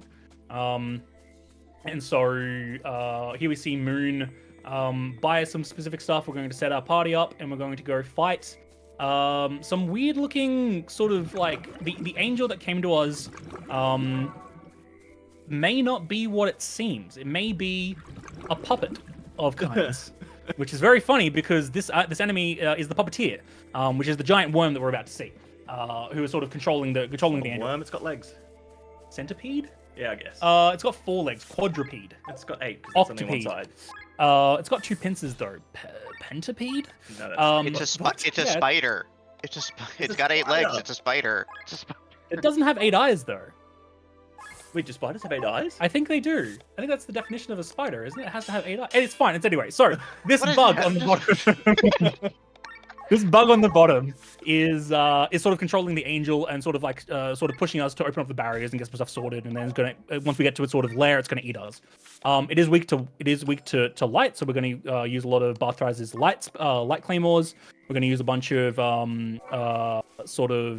charge attacks from Rob. What we did see is an ability called Twisting Mind. What that does is that splits the overdrive bar into 2, essentially. You've got 2 sections that are green and 2 sections that are red. Even while we're playing on quote-unquote easy, good fight, power swing to finish it off. Once you even playing on easy mode, when they use Twisted Visions, it means that the overdrive bar will always be set to the hardest difficulty it can be. And it will also be split into 2. So even on easy mode, it still gets set for the harder difficulty. And that sort of becomes like there is an ability that Glenn gets called Restrain, which lets you bring the overdrive meter bar down. There's also like defending with characters brings the overdrive bar down, that kind of jazz. So there are ways and means of getting around it, but just a very clean fight by Moon. That was great. Even this fight here from Ferric looks really good. Super good. This fight is one of the more difficult in the first act, in that there's just a lot going on. Having two different enemies to kill, the overdrive bar changing, there's just a lot that happens. And casually, it's not an easy fight. After what is not an easy area, Perpetua is sort of known as where the difficulty spikes in Act 1. And it comes into sort of into its own when we get up to Moon's next boss here, which is by far my hardest struggle casually, and still kind of like and in speedrunning. It is by far maybe not my least favorite boss. That's coming up, but it's really difficult for me. I have died so many times on this boss, and it's not difficult. It's really not, but I don't know why. It just doesn't like me. It has a lot of interesting mechanics. It's very element heavy. There's a lot of sort of I think the right word is I don't even know. There's just a lot of keeping track of things required. You need to be able to deal damage and maintain the various elements that this boss is in. Yeah, and so one of the big things is sort of we try to just DPS check it. We're gonna try and deal a bunch of damage as fast as possible. Sort of the Jin's main mechanic, and we'll get to that once we get to it, is it has a very specific elemental attack, and as it hits you with that, your elemental weakness goes down. So the amount of damage it deals gets higher unless you change its element. We're gonna essentially race it, right? That's our sort of our big plan. Yeah. So there's a couple of So it'll use an elemental attack, and then it'll reduce the weakness. It'll increase our weakness to that element. So the idea is then you need to change it to another element so that it'll use a different element, and the weakness that it's applied to you doesn't actually matter. Like Strunk said, we can just DPS race it. We're about to find out. See if Moon can do it. So this is Jin. He is a Jin. A Jin out of a bottle. Out of a Jin bottle. Yeah, which is very cool. I like it. So we're going to focus heavy here on... Is he going to use Glenn? No, it's Yannis. Yeah, so we're essentially going to... Because it's a single target, we're going to deal as much damage as we can here. 947's a great start. Good, and also because Rob has water attack, and while it's in fire form, it's going to take extra damage from anything that deals water damage. We can actually deal a bunch of really like big chunks of damage without it changing phases, essentially. If we were to say get Lena to use water thrust, that would change its element to water, and then we would need to sort of find a wind attack to deal damage. However, with having Rob deal the damage means that we can continue to deal its weakness damage without making it change. There we go. Good fight. Very cool. So here we have Ferric doing it. Yeah, so yeah, there's just being able to keep Jin in fire form, and you saw Moon use shielding Mazuka there to prevent a bit of damage, to make sure that the 2 damage dealers didn't get knocked out, because reducing your resistance to fire and being hit by a big AoE fire attack does hurt. As you can see here, like some people are already in like sort of the red health area. But the crit from Petal Storm really, really bringing it home. That's awesome. Good job, Ferric. All right, so coming up now, we're going to be introduced to one of the more, what do we say? Difficult skips in the game, I guess. One that if you're not paying attention, you will just lose a minute. Yeah, it's straight up. Yeah, it's 60 seconds. You will just lose it. Yeah. But we've sort of set our team up that we have someone with like a good amount of AoE damage, a good amount of resistances. These are the thieves that took Sienna hostage at the start, that put us in the sewers. If you remember, about an hour ago. We're gonna finally deal with them and hope to never see them again. So this looks like a divergence in their 2 routes, where Moon picked up the Jade Amulet. They pick up the Jade Amulet to give Bathraz a little bit of extra damage. But Ferric didn't pick it up, right? I didn't see Ferric pick it up. Potentially not. So that's something that... So the amulets are the weapons that Bathraz uses. He doesn't actually use a weapon, he uses magic for everything. And yeah, so picking up the Jade Amulet, I think is the level 4 version of his weapon. Yeah. So coming up to 4 thieves here. So a very specific thing. This fight is just kind of like you're fighting 4 enemies. They one of them heals, one of them like slows you down, one of them has a very strong AoE attack, one of them has a very mediocre AoE attack, and one of them has a very strong physical, like single target attack. Once the fight ends, you need to be holding down the skip cutscene button to skip the cutscene that's coming up. And if you don't, you have to watch a 45-second to a minute cutscene, like 60-second cutscene. Which is really annoying when you're also trying to hit your split button. Yeah. You have to hit the split button and have to hit the skip cutscene button at the same time. And sometimes you just lose a minute. Nice, good fight. And we get the skip? Yes, let's go, Moon. Excellent. All right, so what that does is now you can't hear it. Oh no, we did get it on. Yes, nice. Okay, you'll be able to hear it now. So actually, you won't be able to hear it. No, you because won't. By skipping the cutscene, which is sort of not what the game sort of intended you to do, we're running through the Leviathan Trench, which is sort of the area that we're in. Again, with no music. So what there should be is intense running music because we're being chased. We're being chased. Someone's after us, but instead we're on a leisurely stroll through a coral-infested trench. Yeah, with these nice footsteps coming through. And when we reach Perpetua, we'll have that nice Perpetua music again. Yeah, and then we get captured. And then we get captured. Yeah. It's kind of funny. But that's preferable to losing 45 to 60 seconds. Yeah, losing 60 seconds. We make that up, though, the 60 seconds, by having to watch the cutscene for the introduction to the Sky Armor that will be coming up. So we run this on a down-patched version. We, as a community, sort of decided that there was a very specific patch that came in that made skipping cutscenes harder and cut out specific cutscenes that we could skip. So we decided as a community to run one patch back from there, which is 1.2? 1.21 is I believe what it is.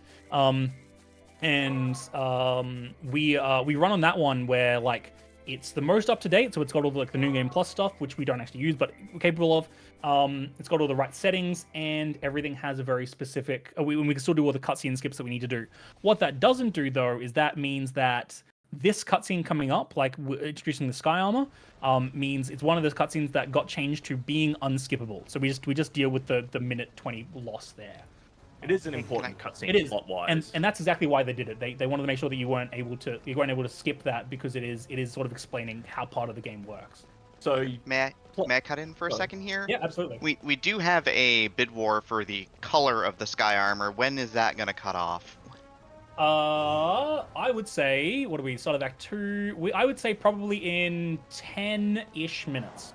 Hey chat, 10 minutes. Currently green's beating orange by $5, 55 to 50, and red is slightly behind at 30. I don't know what your favorite color is. I'm a big fan of purple, but you do you, I guess. But if you want to donate towards that, that's gonna close up in about 10 minutes. Purple's good. Go purple. Orange every day. Come on, people. So that's one thing, like the customization of the sky armor. There's different armors that you get for sky armor which change the looks. You can also change the color of it. That's not something we would normally do in a speedrun, but because this is all about donations and showing off chain decos and the two runners for sure. totally, then yeah, get your donations in, pick the color you want. Purple. Team Orange, let's go. Purple. And so what we're doing here now is Lena's been kidnapped again, so we're gonna go pick up Lena. And we're going through now, taking out the last of these soldiers. We're gonna have sort of one big boy coming up that we're gonna deal with, and then we are on our way to getting some sky armor shenanigans, which, as Sid pointed out earlier, banger soundtrack. Banging song. So story-wise, we've been chased. After we fought the thieves, we were found by a sky armor, a dark sky armor. So most of the sky armor in this game is sort of like a steel gray sort of color. This one was sort of a dark purpley gray, and it can cast magic and do other sorts of dark evil things.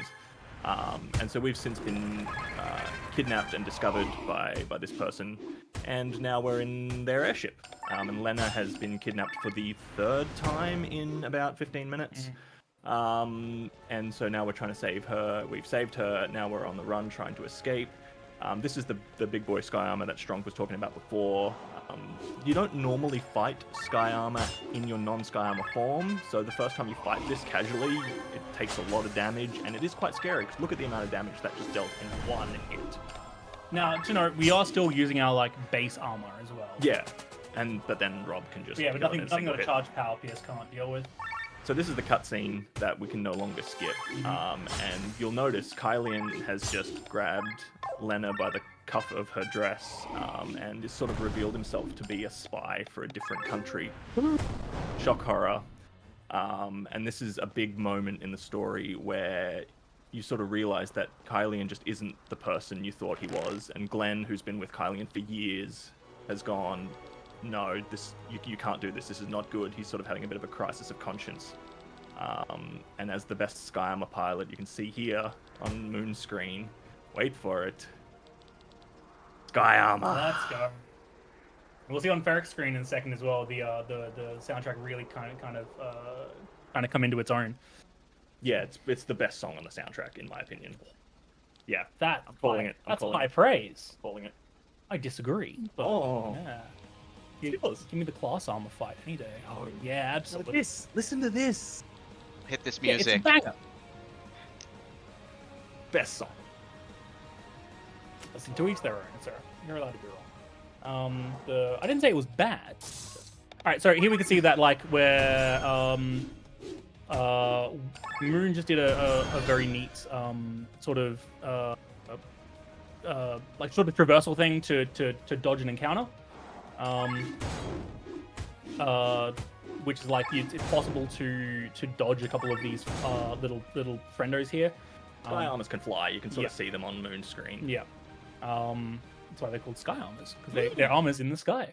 Oh. But we're going to do this next fight here, and it's sort of so we're introduced to the system of having two weapons, essentially. We've got a gun and we've got a sword. That will change between a lot of them might have sword and shield and a gun, or a glaive and a gun, or anything like that, right? Always a gun. And so we're going to sort of get introduced to Glenn's sort of whole shtick with his gun is that he's able to inflict debuffs on specific enemies. Good fight for Godfrey as well. That's the end of Act 1 for Moon. And they become very relevant, these debuffs coming up. Specifically one that sort of stops actions from being taken. That will become very relevant. But we'll get to that when we get to that. Yeah, there's a boss coming up. Nice crit! You really want to see a first turn crit on Godfrey. Oh, you really do. That's an absolute banger. Dave's about 5 seconds off the fight. That's really, really clean. And I know a lot of people, I guarantee there are some people out there that are like, 5 seconds over a 3.5 hour run. I'm telling you right now, it adds up. It really does. It absolutely adds up.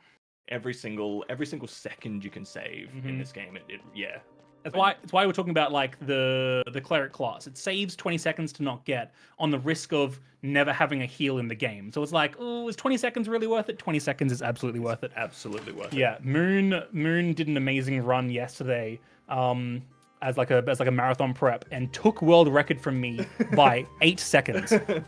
And then and like, so I'm saying, like 8 seconds is like, say if I had gotten cleric class, like I would have or he had gotten cleric class, right? That would have been like an extra 20 seconds there. Is like we would have missed out, right? But like it's down to the wire. I ended up taking world record back yesterday, by like 30 seconds. Yes. Okay. Yeah. All right, we're gonna need the colors whenever you're ready, please, friendo.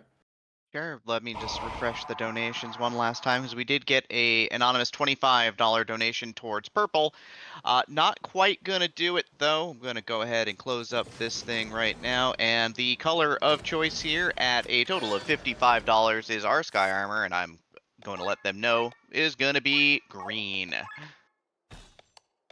Green. Let's go. Big old green machines. A good color. Maybe not It is a good purple, color. but it's still a good color. It's fine. It's got that foresty green and brown contrast It is a going. really nice. The old Tarnfarben. What? Yeah, it's called Tarnfarben. It's green, but it's called Tarnfarben. Yeah, it's really good. Yeah, it also looks stellar. But yeah, it's called. I imagine that's the reason why it won, is because it's called Tarnfarben. Yeah, it's really good. Yeah, it's nice. I've never looked at the color. I didn't even know you could change the color of Yeah, Sky Armors when I played this casually. Mm-hmm. Look at it. Yeah, it's Tarnfarben. You can tell from a distance. That looks like a Tarnfarben to me, honestly. Yeah. Yeah. So yeah, I do. Oh, may I and just take and another... the one in second place as well, please. Yes, the one in second place at $50 total. Let me double check that. I believe was orange. Yes, it is indeed going to be orange armor as well. I do have one other announcement to make right now in regards to incentives. We have opened up the donations for the first bonus game of the marathon, which is tomorrow evening. I believe it is currently scheduled for... Goodness, where's my schedule? I've got a lot of pages open. It's been a long marathon, everybody, for being a short marathon. Around 6:38 p.m. Eastern Time, we have opened up locked game Bomb Rush Cyberpunk. Total of $500 of donations needed to open that up. Speaking of games with banging soundtracks from independent developers that are big nostalgia bait for a certain series of games. Of course, Chained Echo's big nostalgia bait for anybody who was a fan of RPGs in the late 90s and early 2000s. Bomb Rush Cyberpunk, if you were a fan of the Jet Set Radio series back on the Sega systems, you want to unlock this game. I want you to unlock this game. Soundtrack slaps. Soundtrack does slap. That is one of those games that like just is built essentially around it, and it's so good. All right, so here we have Moon has taken orange, and we have Ferric in the Tarnfarben, and we're sort of introduced to the first like traversal mechanics of Sky Armor. So Sky Armor can't be called in when it's like long grass or like in buildings or anything like that. So we're sort of jumping in between, like running around as like our regular selves, and then being able to summon Sky Armor to get through big patches, as you'll see Ferric do, like trying to float over the lake and all that kind of stuff. This is sort of a very easy way of setting us up on how like Sky Armor is usable and when it's actually able to be used. Yeah, I keep saying how good this game is at like explaining things and foreshadowing and that sort of thing. It's also just really, really good at explaining mechanics without explaining mechanics. It sort of forces you to figure out, oh, I need to use the Sky Armor to navigate, and then you'll have to do it again later on, and then again later on, and each version gets more like iteratively difficult. But it does a really good of introducing each of these mechanics over time. Like for a game that was made by one person, like, developed, coded by one person, it's really quite incredible. Mm-hmm. So here we have like these fights coming up in the start of Act 2 get a little bit sketchy because we don't have any kind of we don't have any armor, like, or any extra armor.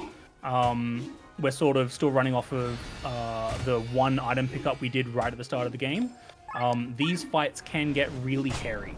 All these enemies have an AoE ability that if they get you, can just absolutely wipe you out. Now, dying in this game isn't the worst. You just restart the fight. It's fine. It does just take time. But there are specific level ups that are done to avoid that. Every time you do 5 level ups, I think it's 5 level ups, you get a stat increase to all of your stats. So it's beneficial to set everything up, level up, and to like just kind of make sure that you're sorted before we end up getting the next level of armor that we're going to get. Yeah, so leveling is tied to boss fights effectively. So as you level up, it's not like you can be level 3 in a level 10 section of the game. The game is balanced. The bosses are balanced against the grimoire shards that you can get from the bosses before it. When you use a grimoire shard, it reduces the amount that you need required for the next level of skills. So I think there's 3 levels of skill blocks. You have to have like 8 to unlock the second block, and then 16 to unlock the third or something. So the skills that you unlock are balanced for the bosses of that sort of section of the game. It's good like that, not like other Final Fantasies or any other similar games where you can actually just not have enough experience and risk getting one shot. So yeah, so here we have the first boss fight in Sky Armor, which is really cool. We're gonna fight the Kotara Condor. This is also a really good introduction as to a mechanic that's going to come up very frequently moving forward. Since it's a sort of 4-on-1 battle, the boss sort of needs an ability to be able to counter it, right? And so we're introduced to the Act Twice mechanic, in which a boss can, on each of its turns, use 2 actions. Some fights it will spend a turn using Act Twice. Some fights it will start with Act Twice already active, and that means that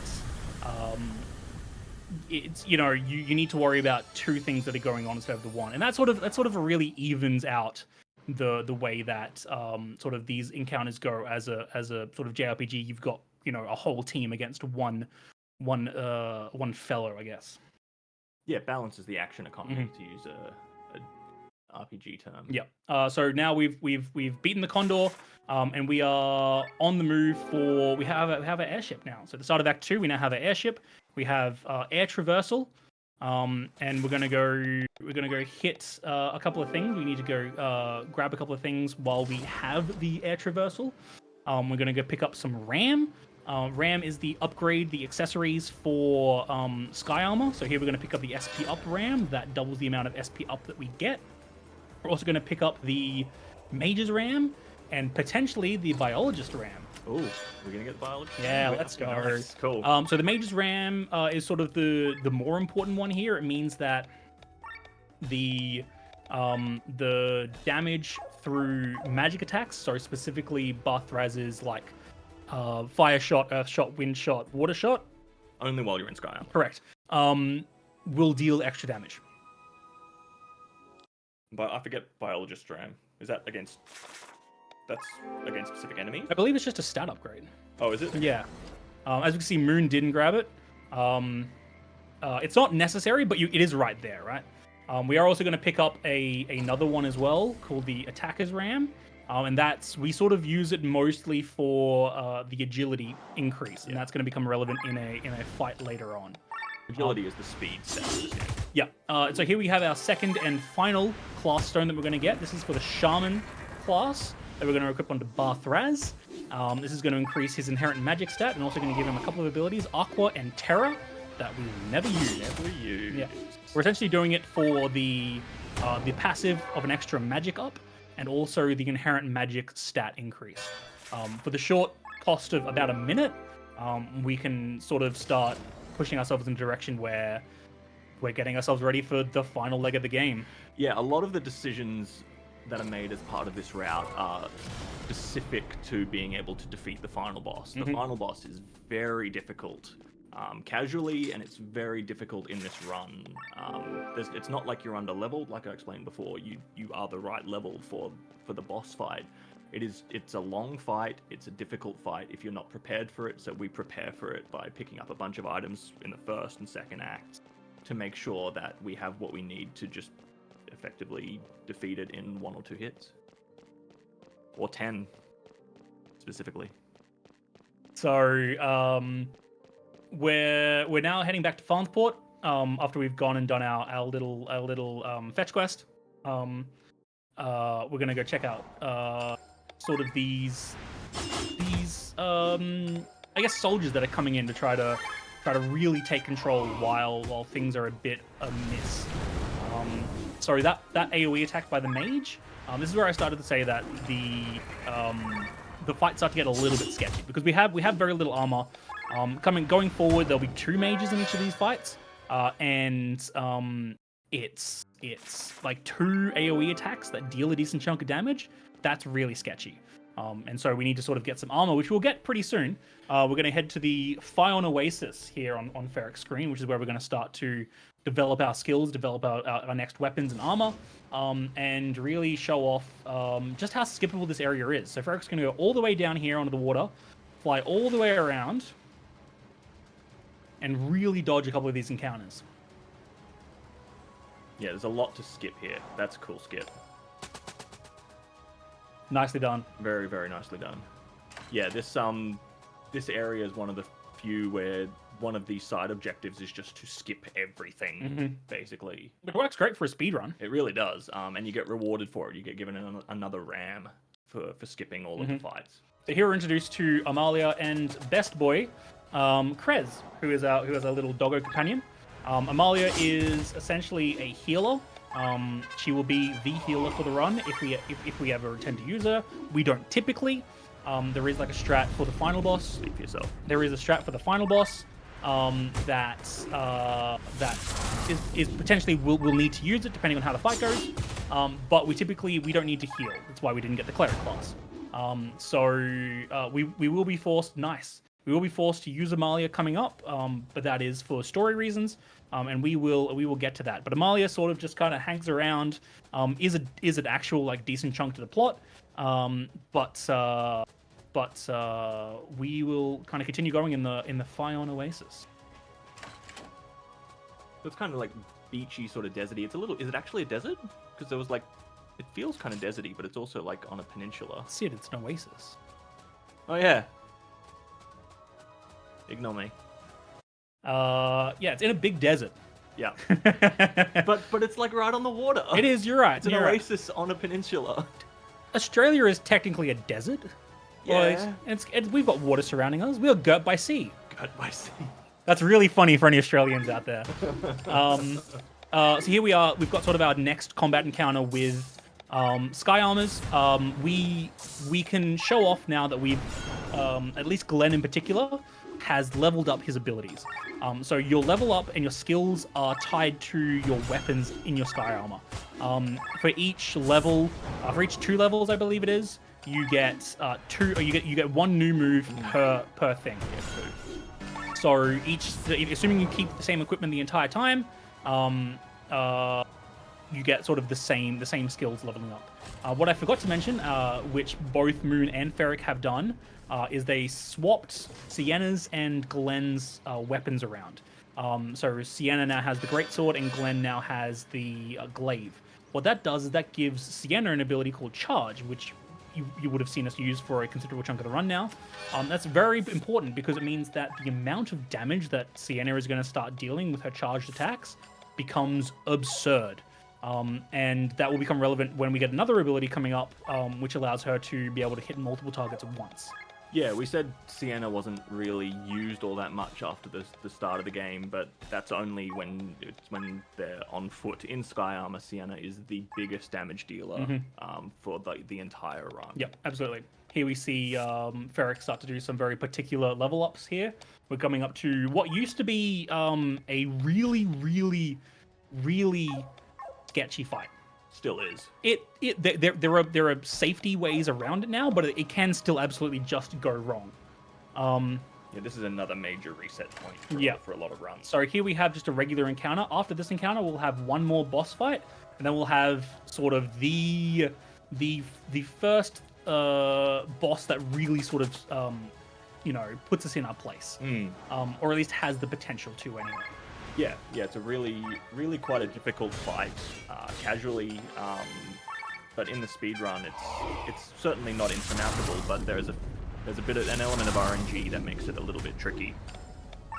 Yeah, and it's sort of the first fight that will take a good use of acting more than once. Good fight from Ferric, like that. Yeah, really cool. some more story happening on the left hand on the Ferric screen. Moon, I feel like they've changed places. Who's in first? Yeah, Ferric's currently in front. Yeah. Just before this this next boss, we've probably got time for announcement and donations if you'd like.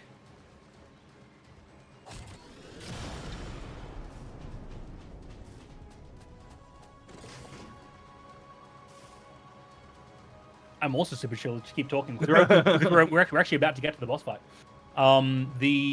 So we're sort of introduced to Matai. Matai here is in a tank. And we saw Matai earlier, but we're skipping the cutscene. yeah, absolutely. And so we're going to sort of take them out, and then so we'll see here that Sienna has like a charged attack coming up, and you want to see just how much damage this deals.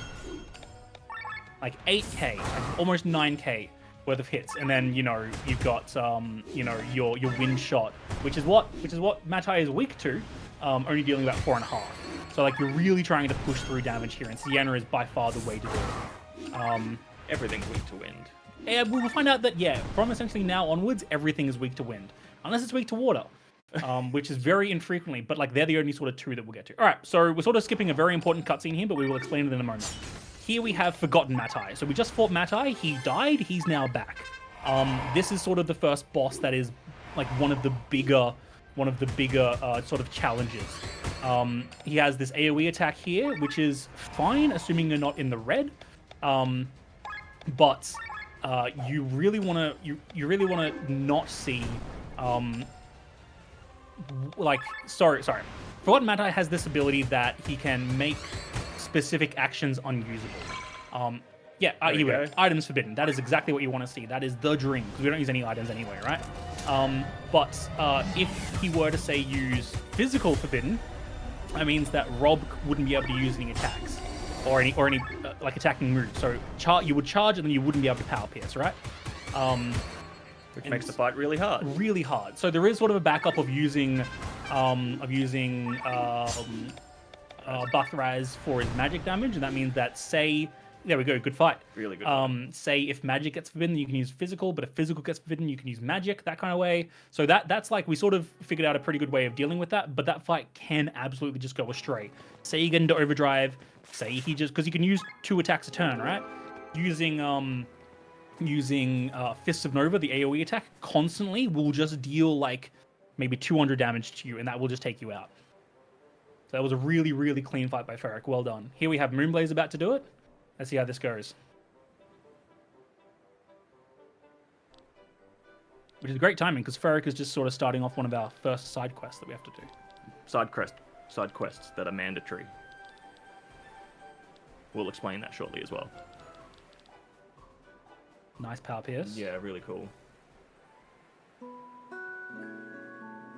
Fists of Nova is a fairly high damage. It doesn't look high damage, but when you can act twice to deal that much damage over a short amount of time is really quite troublesome. Mm-hmm. You may not even see anything get forbidden from this fight. That's the dream. That's real good. Maybe not. The fact that Rob can still charge, and if physical attacks get forbidden, you can still use your regular attack. Magic attack, yeah, magic forbidden. There we go. Magic nice. forbidden's good too. Nice. Physical is the one we really don't want to see get forbidden. Yeah, good fight. Great fight. Nice. Yeah. Nice. Okay, so while Moon is going to go chat to Madeline, who is the lady who gives us our first side quest, we're going to cut across over to Ferric, who's going around and flicking a bunch of levers. We need to do that to open up a very specific location that we're about to do now.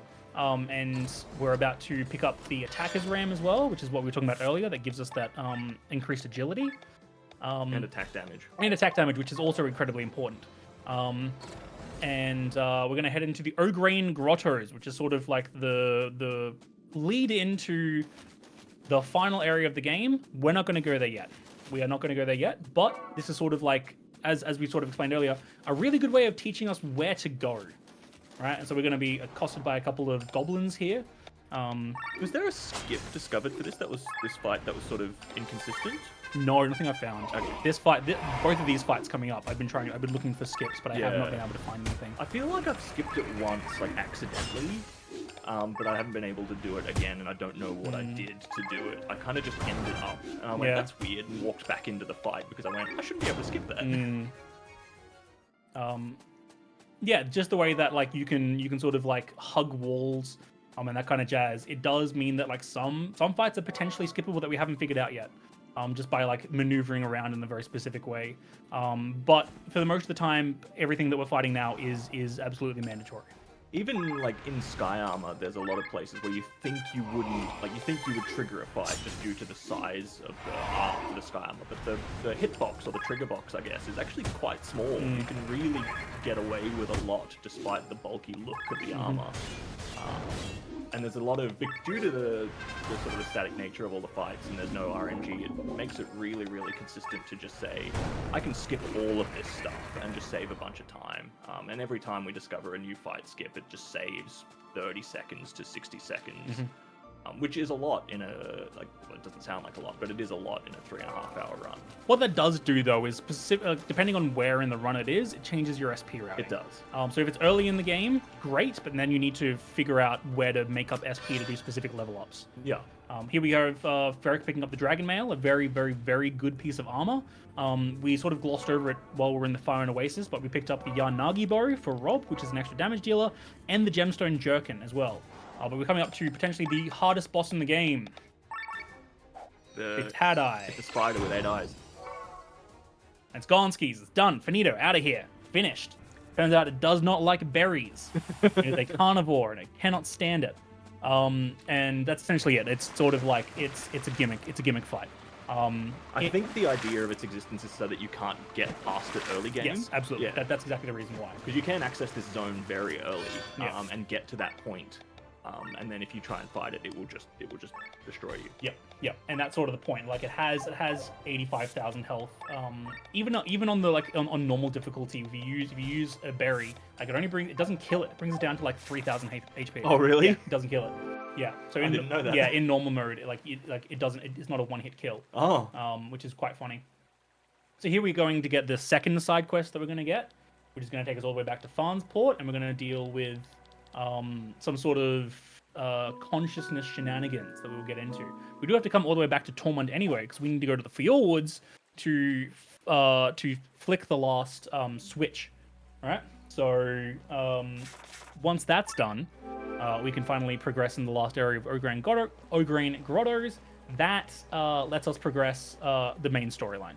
Yeah, this is sort of a section of the game that kind of just feels a bit like busy work. There was that sort of section early on where we were collecting RAM and collecting other various upgrades and items and that sort of thing. And then you get to Fire and Oasis, which is more story, and then you get to this section which kind of just feels, it's a bit of a slump when you're actually doing the run. But then the intensity really picks back up in a couple of minutes when we travel to, I forget what the next zone is. We're going Tormund and Shambhala. Tormund and Shambhala, yeah. Which is the start of Act 3. Yeah, so we do these side quests at this specific time as early as possible, because in the Ograng Grottos is potentially one of the most important items of the game.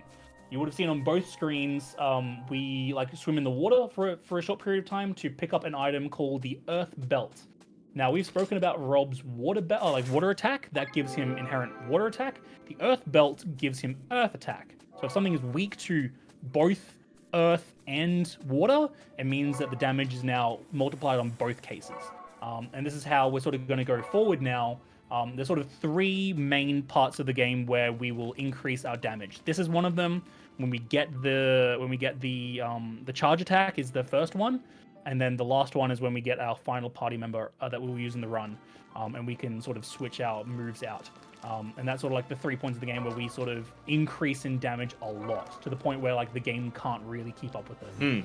And the thing is, like, this is a glitchless run, so this is all entirely possible within the game without needing to change anything. This is just all accessible at these certain parts, so it's really cool to see.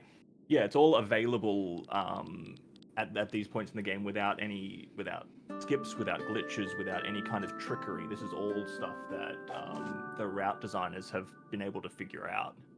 which is really quite cool. All right, so now we've taken Madeline to the gates of Nissa. She's going to try and open them. We're going to leave her to it. We're done. We're chill. We're going to head over to Farnsport now, and we're going to go chat to Magnolia, who is sort of going to take us under her wing, and we're going to go help out some people. One person in specific. Yeah, by sort of going into their mind. Yeah, breaking into their brain. Yeah, you guys know Inception, right? That's what I was gonna say. There you go. Happy to help. Yeah, so we're sort of going to go in there and piece together a couple of things and try to fix a wound in their mind. Specifically, it needs to be Glenn to do it because you might have seen throughout the game that there are these specific images of a white door. That's actually the entrance to the Maelstrom, and Glenn can see it. And no one knows why yet, but Magnolia put up an ad that was like, hey, if you can see a white door, come and see me. And so that's why we've come here. And we're going to use that to be able to enter this person's mind. There you go, there's the white door. So we're going to use that sort of like power and ability to be able to go in there. And we're going to go enter sort of this white void sort of area. And we're going to go do a moving puzzle. Yeah, this is sort of the first... This is where you get introduced to this puzzle, and then it will become relevant again later on, where we do another version of this puzzle, just bigger and more difficult and more frustrating. This is gone. This is you pick up memories, you store memories, and then you place those memories elsewhere in a physical manifestation or representation of a person's mind, and you use those to build passageways between point A and point B. And at the end, once you've visited the end of the maze, he's healed. Yeah. This is potentially this, and you might have seen. Oh, I don't think we've seen it yet. There's like another puzzle going. One. Orbs, yeah. Have we? We saw one orb at the end of Act 1. Start of Act 2, we see the first orb puzzle. Sure. So like this sort of puzzle and the orb puzzle, they're here for a specific reason, and it's for like late game progression, something that we weren't actually using the run. But I understand why it's there. However, in the run, it does feel a lot like busy work, unfortunately. It really does. Because they teach us how to do it once, and then we do it once, and then when they, maybe with the orb puzzle, it's a little bit different because we do it a couple of times. But just by the act of going into this and doing this mind sequence, and then going in and doing one more mind sequence, which is just a little bit harder, does kind of feel a bit like busy work. The rest of it, like, it's not just that. There are other things to do as well. It does just kind of feel a little bit stale, unfortunately. Yeah, the more times you do it, the sort of like it becomes, mindless. But at the same time, I'm not going to complain. I love this run.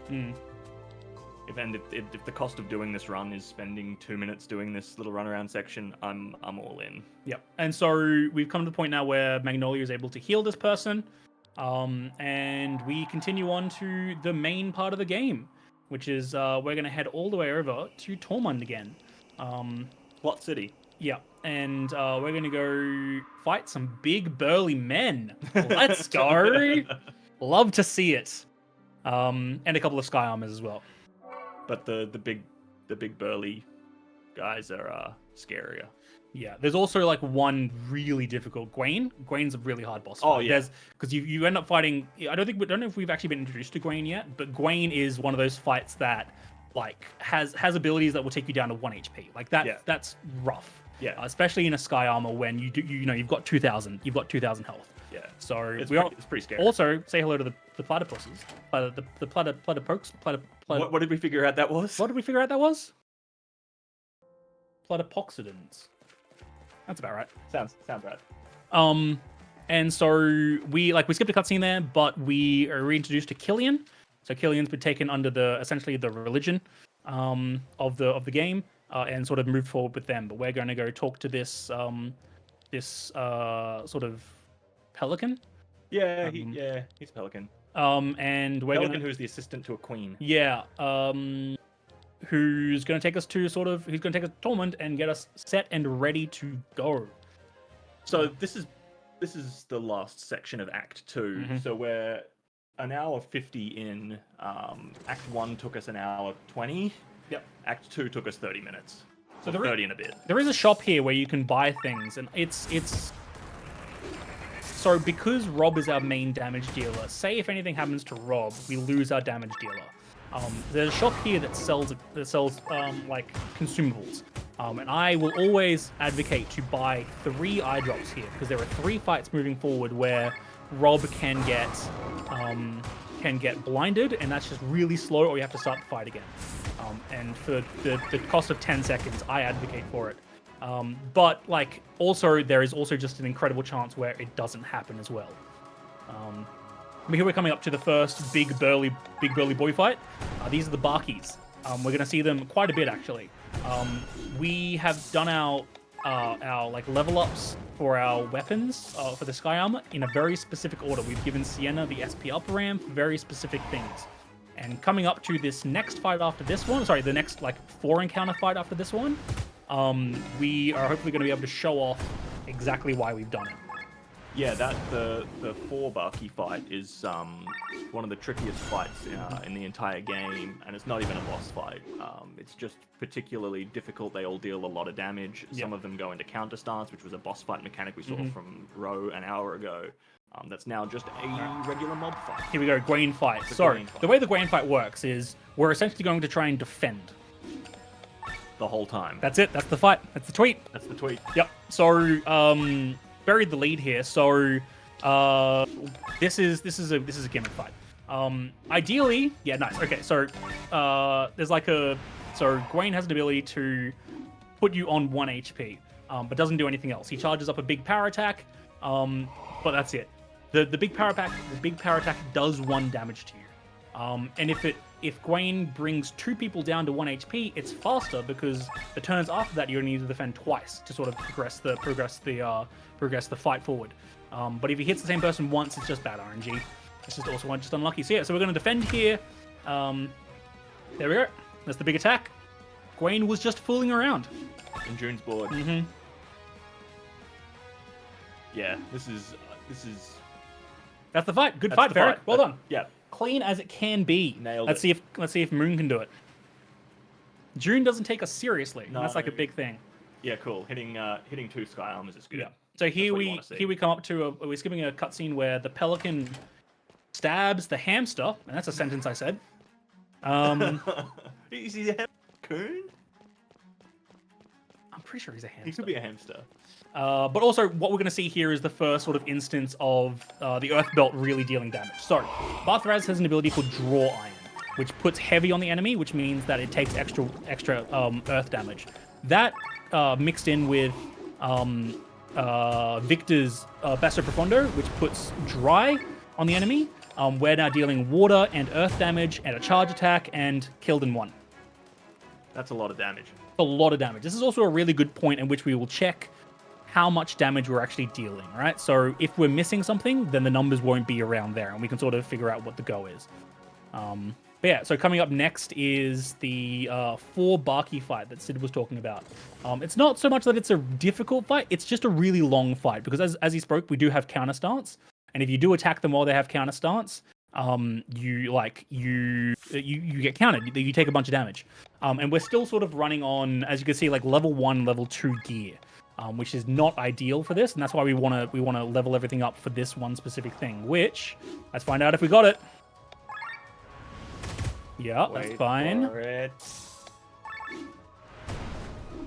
That's fine. Not quite. No. Sorry, what we were looking for there was Energy flow. Yeah, energy flow, which is a multi-target attack, which we'll get after this fight. Actually, the level up will actually happen after this fight. Energy flow is a multi-target attack, which we spoke about earlier, and with Sienna's charged like power shots, you can actually take them out in 1 hit, and it saves a bunch of time. Yeah, getting energy flow here is super useful. Let's see if Moon got it. Yeah, nice. Let's go. So it's a little bit RNG heavy, but there are ways of mitigating it. Well, not mitigating, but reducing the impact that it can have. But that's just going to make this fight really fast on Moon's side. Yeah. Which means it might even be able to catch up pretty quickly. Yeah. But that being said, like Ferric did the fight perfectly fine. It just took longer. Yeah. Right. And so what we're sort of looking for here is, there we go, killed in 1.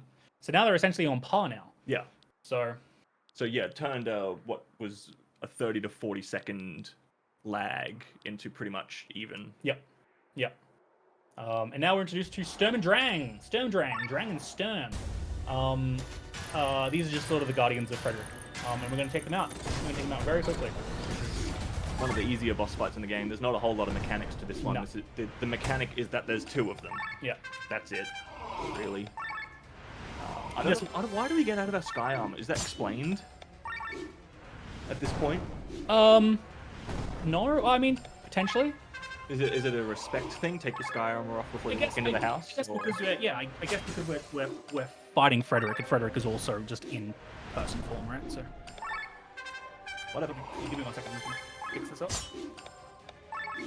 So Sturm and Drang is one of them does a big AoE attack, the other one does a big single target attack. There's the AoE attack from Moon. And Bathraz is just going to take him out. There's nothing special about this fight in particular. So on Ferric's side, we're seeing the orb puzzles that Stronk was alluding to before, and these will become a bit more important later on when we get to the Empyrean Ruins, which is the zone after the next zone after Shambhala, where we have a series of orb puzzles to do, and they look basically the same as this. Put the orb into the square, the gate unlocks. This is, like we were talking about before, just an instance of puzzles for the sake of puzzles. But whatever. They are still kind of fun though, for sure. There is I've been doing this run a lot, but I still have a set of notes that I use that are just how to do these orb puzzles. Yeah, trying to keep everything you've got to do for these puzzles in your head and remembering which puzzle you're on. Yeah, they all look very familiar at the start, right? Yeah, they all sort of feel the same. So for Moon and Ferric to be able to do those that efficiently is really quite good. Yeah. All right, so we're going to have a little bit of chatter here. Where are we? Shambhala. Now would be a great time if there are any donations or incentives going on, because we just have a block of text going on now. Yep. Plot. That's right. There's plot in this game, by the way. The plot There is is real plot. good. You should play this game. Please play this game. It's real good. Please play this game. Please run this game. Yes, join us. I don't have the energy for that anymore. I'm old. I'm tired. I'm retired speedrunning now. Just play randomizers. Got made fun of at RPG Limit Break for playing a non-randomizer, by the way. It was really funny. I have a reputation. It's just the nature of the game. But right now, just to sort of talk about what's going on at the moment here in the beautiful, beautiful background. We do have open right now for Curse Crackers tomorrow. We do have a $250 goal, and we're at 200 of 250 to pet the dog. You want to pet the dog. You always want to pet the dog. Like, come on. If we don't get to pet the dog, everyone's going to be sad. We don't want to make everybody sad. And of course, the other target that we do have open right now is for tomorrow evening. We have bonus game number 1, Bomb Rush Cyberpunk, open. No donations towards that yet. Just opened up pretty recently, so completely understandable. Total of $500 are going to be needed to open up Bomb Rush Cyberpunk. Soundtrack, movement tech, the whole 9. It's a fantastic speed run. You want to see it, I'm sure. So, you know, if you have the ability to donate, do so. If not, we're still glad to have you here, your support, even if it's just over social media, getting your friends to come hang out, stop by, say hi. We appreciate every single one of you in chat there. So thank you all for your support, as we are here tonight to support Point of Pride tonight and for the rest of the weekend as well. Hell yeah, thank you so much. So we are now in the flying island in the sky. Coming up is also potentially my favorite bit of dialogue, which I'll point out. But we're going to fight some big toucans with some big boomerangs. Good fights, by the way. I just realized it was their beaks that they used Yeah. as boomerangs. Yeah. Toucarang. Yeah, that's what the skill's called. So we're also going to be introduced to the next boss coming up, Eagle. It is a bird. There he is. And we're gonna go take him down. He's said some mean things about us. Allegedly. And so we also get introduced to the greatest line in Chained Echoes, is what I think. It's good. I love this so much. It's just such a wholesome line. It's by Amalia. coming up on Ferric's screen. Oh, it's really an owl. How cute. Oh, Amalia. Vienna Yes. followed it up with One one that- that can't fly, apparently. Amalia. Eagle. How cute. And yeah, and so we're gonna go fight this owl. This fight is relatively easy and relatively simple to deal with. There is an opportunity for you to get sort of stuck in a cycle with him though. We're gonna see what the turn order looks like, and then we're gonna deal with trying to push out good turn That's order. great turn order. You essentially want Eagle to go as late as possible, because if he goes early on, his second turn he's always going to prepare first aid, which is going to heal him. Let's see, Moon. Good turn order for Moon as well. Nice. So these should be relatively easy and free fights.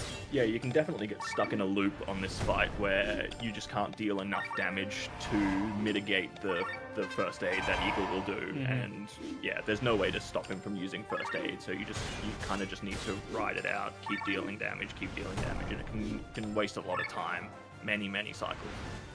Oh, Barthraz's ult. Nice. Love to see it. Yeah, that's cool. This should kill. Yeah. Yeah, Nice. great. Nice. There it is. Nice. As well, great. Good fights. I don't think I've seen the under the toucan skip. No, Actually. no, I've normally run over the top. Yeah. Oh, that's much safer. It is much simpler. Oh, that'll do it. Yeah. Learning new things every day. You should have heard me on the other run. I was like, oh my god, you could. What do you mean? No beliefs, bro. My mind was just like melting. So here we're going to sell a bunch of stuff here. We have a reward that we need to do, which is to buy specifically. We need to buy 3 items from this shop. It could be any 3 items, but we need to buy 3 items. We're also going to buy a couple of upgrade materials as well. Or at least I think we do. No, we don't. Oh, they're going to go for just the reward boards. Hell yeah. Okay, so interesting. you can get, as we spoke about earlier. Yeah. As we spoke about earlier, there are you get upgrade materials from the reward board. And you can get some very specific ones. That's why we bought 3 items from here. We want monster fangs, and there's one that we're going to kill a certain number of toucans to get colossus hides, or the other way around. It also gives SP and that kind of jazz. And we're going to use this to upgrade the slingshot, which we are 2 hours into the run, and this is the last time we will upgrade Rob's weapon. This is going to be the last weapon for the entire run, which is wild, because we used to get another one in this area as well, and we would upgrade it later on. But it's just not needed anymore. There have been means and ways around it of working it. And it saves 45 seconds of a puzzle. It saves so much time. There are these like tiki puzzles that we're going to do later on. And to get the upgraded weapon, it takes like a minute and a half. So we're going to skip that and save the minute and a half. It's great. Save those frames. So now we have Eagle in our party, and we're going to organize some stuff. We're going to organize our party, make sure everyone's equipped properly. And then we need to level up Eagle. And potentially the rest of our party, and then we will be set going forward. Yeah, so with acquiring Eagle, we've sort of gained the last party member that we'll gain for the run, and sort of becomes a very important part of the team, where we used to apply dry using Victor, using Victor's Basso Profondo. Eagle gets an ability called Wind Gust, which does the same thing, which allows Victor to instead apply Poetic March. So we're basically getting extra damage. We get a damage buff, we get the weakness from Draw Iron from Barthraz, and we get the weakness from Wind Gust from Eagle. And then Rob kind of just charge power swings or charge power pierces everything. Yep. That's what we're going to do for the rest of the game. So sort of throughout the course of the game, we've gradually been changing our attack methods. This is the last time our attack method is going to change. This is what we're going to use for the rest of the game. Yep. And you'll see here, like, actually potentially you won't see here, but we need to explain a couple of things. First thing, yeah, you can, if you swap to Lena with Barthraz, you can cleanse it, and then you don't need the draw to do the damage because you've got the extra damage from the Poetic Mark. Ah, yes. What's it called? Sorry, we're going to talk about hate. So hate is essentially the aggro in game. If you deal high damage or use multiple attacks on an enemy, the hate on that character increases, which means the enemy is more likely to attack that specific character. This sort of gets introduced now while we have Eagle. Eagle's the tank. Yeah. What also comes with Eagle is an inherent passive move called Cover Ally. And that becomes extremely helpful when you get into sticky situations, because not only is Eagle the tank, he's got high armor, he's got high health, but if an enemy is about to die, if an ally is about to die from a hit, Eagle will cover that hit. Assuming that he doesn't die himself, he will cover that hit, which gives, if it's a boss attack, something like that, it gives you another whole cycle to start using moves, which is extremely helpful. Really useful in the second last boss of the game. But here we have sort of the mulling around of the run. We're essentially trying to unlock a bunch of platforms. Because Eagle can't fly, we can't... I was going to make a fly to ring the Mordor thing, but potentially not. We can't get around as easily, so we need to use Eagle and his giant gun spear to break a bunch of chains to unlock a bunch of these flying thingos, so we can turn off a bunch of cannons so that we can fly around in our sky armor. Yeah, so it was sort of introduced in the Tormund section earlier, but that we skipped past it. There are cannons and weapon emplacements that will shoot down sky armor. So if you jump into your sky armor and try and fly around, you just get shot down. So you can't go into sky armor, which is why we're still running around in this flying area that you'd think you'd be able to get around in a sky armor. That's a harder dodge than it looks, dodging around those turtles. It really is. That's difficult. And those fights are not fun. You don't it was tricky enough getting through one of them before. That's two of them. So we are so we're gonna go do this thing for a little while. This whole section takes about 10 minutes. And it's sort of like this part of the run is where my brain starts to go a bit foggy, because it is just kind of the same thing over and over again, right? And it's unfortunate, but it is super necessary. So it turns out, and we'll get to there eventually, that there's a reason that all of these monsters are on the Earth, right, or on the world. And it's because evil people have been making them, and in Shambhala, this is where they've been making them and then dropping them off. And so we've come here to stop them from doing that.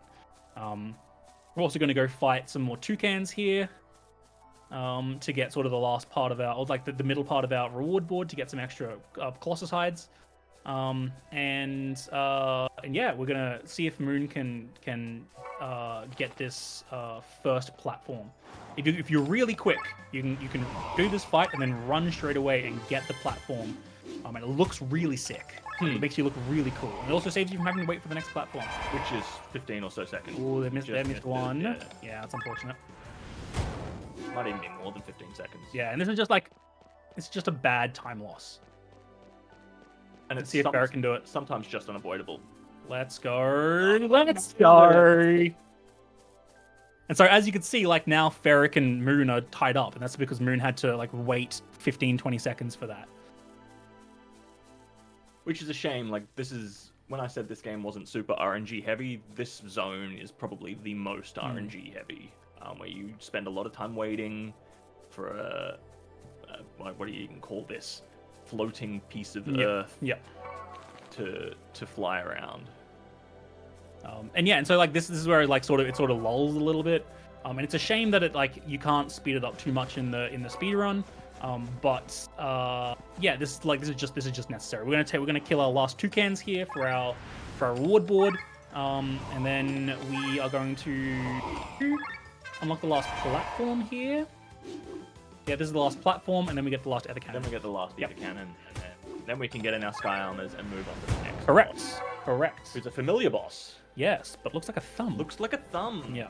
Made of fire. Remember when we were talking about how Arlette's hair was fire? Well, this man turned into a fire thumb. Oh yeah. With two hands. With two hands. Yeah, we'll get there. All will be explained. Well, it'll be revealed whether it gets explained or not. It's a different story. Go play the game yourself if you really want it to be revealed. Also, I didn't realize how reminiscent this music is of Venerable Forest from Star Ocean 2. Holy heck.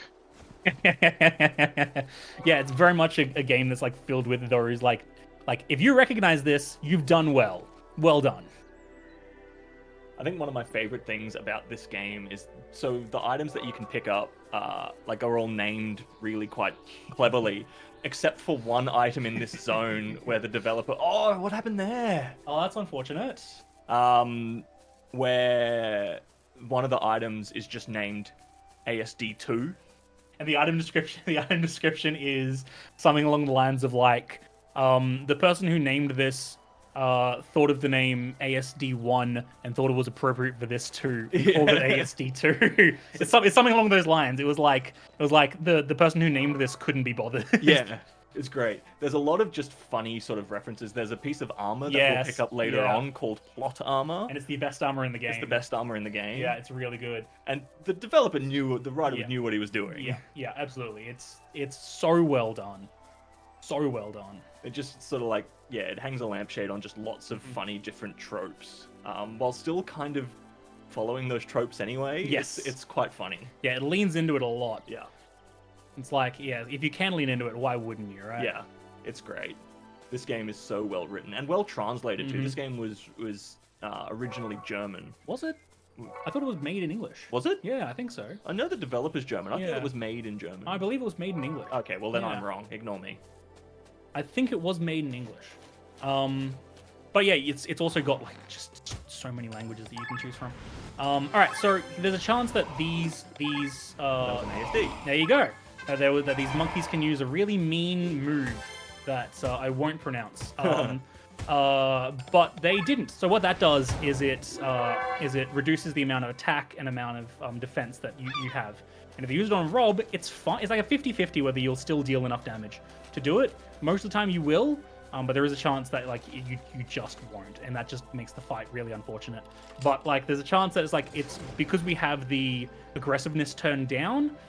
There's less chance of them using anything besides just a physical move. Yeah. So now Spheric has turned on, flicked off the last ether cannon, and now we're going to go fly ourselves into a cutscene, and then we're going to go into this big chamber. As you can see, there's a bunch of monsters in cages that we've seen before. This sort of proves that we've done all this before, and then we're going to go fight Godfrey, the one that we fought in the Sky Armor at the end of Act 1. One thing I'll say is I've certainly made the mistake of turning off that second ether cannon and then holding down the turbo button, which is my airship button, and pulling the airship, which just loses a whole bunch of time. Did you think it's going to skip cutscene? It doesn't. So you can soft lock. I soft locked twice when I was first running this. Oh, game. really? Yeah. If you do that and you beat this fight, and then you go to hold the cutscene for the next thing, but accidentally press it instead, you fly out of there. When you go into Shambhala, you can't get to where you need to go because it won't load properly. That was a really good fight by Ferric. Sorry, I was talking over that. So we have Godfrey here, who's the thumb, who has sort of like adopted this sort of fire form. Good fight by Moon as well. Super good fight. So essentially, it's a really simple fight. All we need to do is armor break him and then do a charged power pierce. That's it. That's the entire fight. That's the fight. Yep.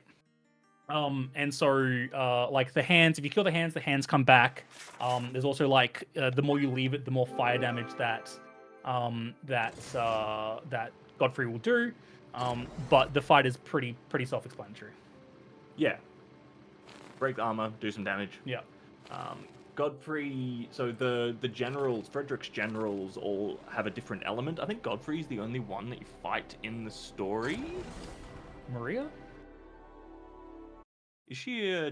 Oh no, she's the Valkyrie. She's the Valkyrie. Yeah, okay, no, yeah, I believe he's the only one. Yeah, so there's a cutscene sort of at the end of Act 2 where you see one like can turn all the water to ice. One of them calls down a big thunderstorm and just decimates an army. But Godfrey's the only one that we fight, but he's the fire elemental one. Yeah. So here we're introduced to the ruins and the first orb puzzle. Well, the first orb puzzle of this zone. Botulism sauce, you heard there were orbs? I bring you orbs! These are the first sort of orb puzzles that we're introduced to, and these are the last times we'll ever see them. In this one area, there is like I said, there is a thing in the latter of the game that we don't actually deal with in the speedrun. That is like a big, like there's 3 orbs instead of 2, and that's really fun actually to try to figure out. Yeah. We're going to go around and we're going to do these puzzles, and we're going to go and fight a bunch of things. So as we can see, there are 2 directions to go. Ferric's chosen one way, Moon's chosen the other. On Ferric's side, there's a bunch of tiki puzzles to sort of progress our way through to click a button and pick up a specific item. On Moon's side, we're going to go fight these mechanical spiders. And we can tell the spiders because they've got 8 eyes. And 8 legs. Yes. And he killed it in one go.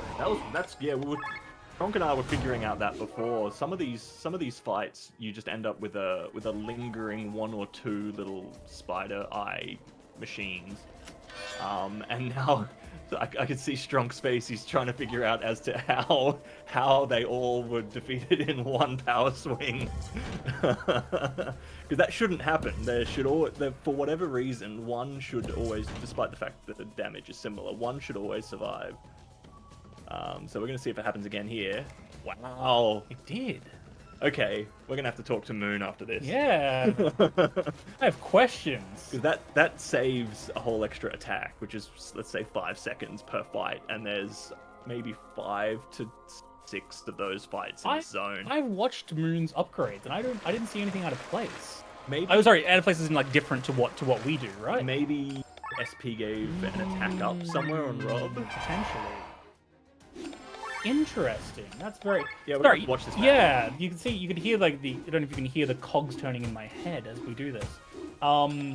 As sort of Sid spoke at the beginning of the run, our runs are essentially the same, but there are slight deviations, and this is one of them. Like this is like the way that we level up, or the way that we might do fights, or something like that.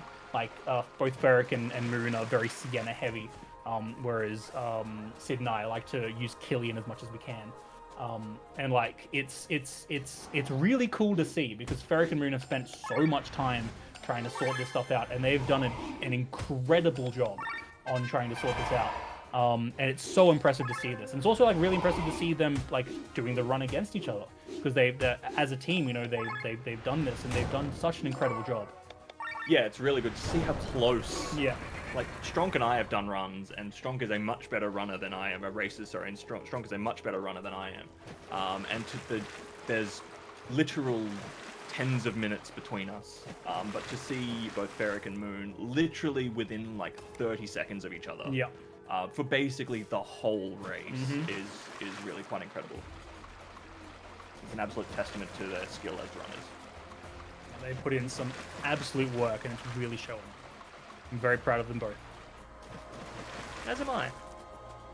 So, as we can see here, we're going to finish off the last of these 2 puzzles. We're going to press these buttons, and then we're going to skedaddle on to the next section, which is another orb puzzle. Let's go. More of the same. I don't know if that was correct. I don't know if that was correct either, actually. No. Yeah, like I said, like sometimes you just accidentally mix them up.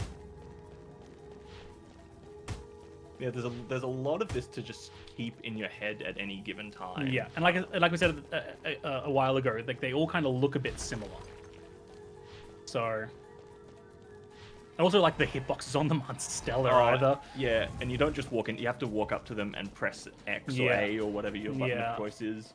I'm just lazy and I hold down turbo, which kind of makes mistakes. I hold down turbo and run into the orbs. There was a period of time where you had turbo on X. Oh yeah. And that sounds awful. It was awful. That sounds terrible. I did that for about 3 runs and went, I'm not doing that ever again. Okay, so we're going to go around and we're going to fetch a couple of items. So because we were running on essentially level 1 and level 2 items, we're going to pick up a couple of specifically level 3 items that we can pick up.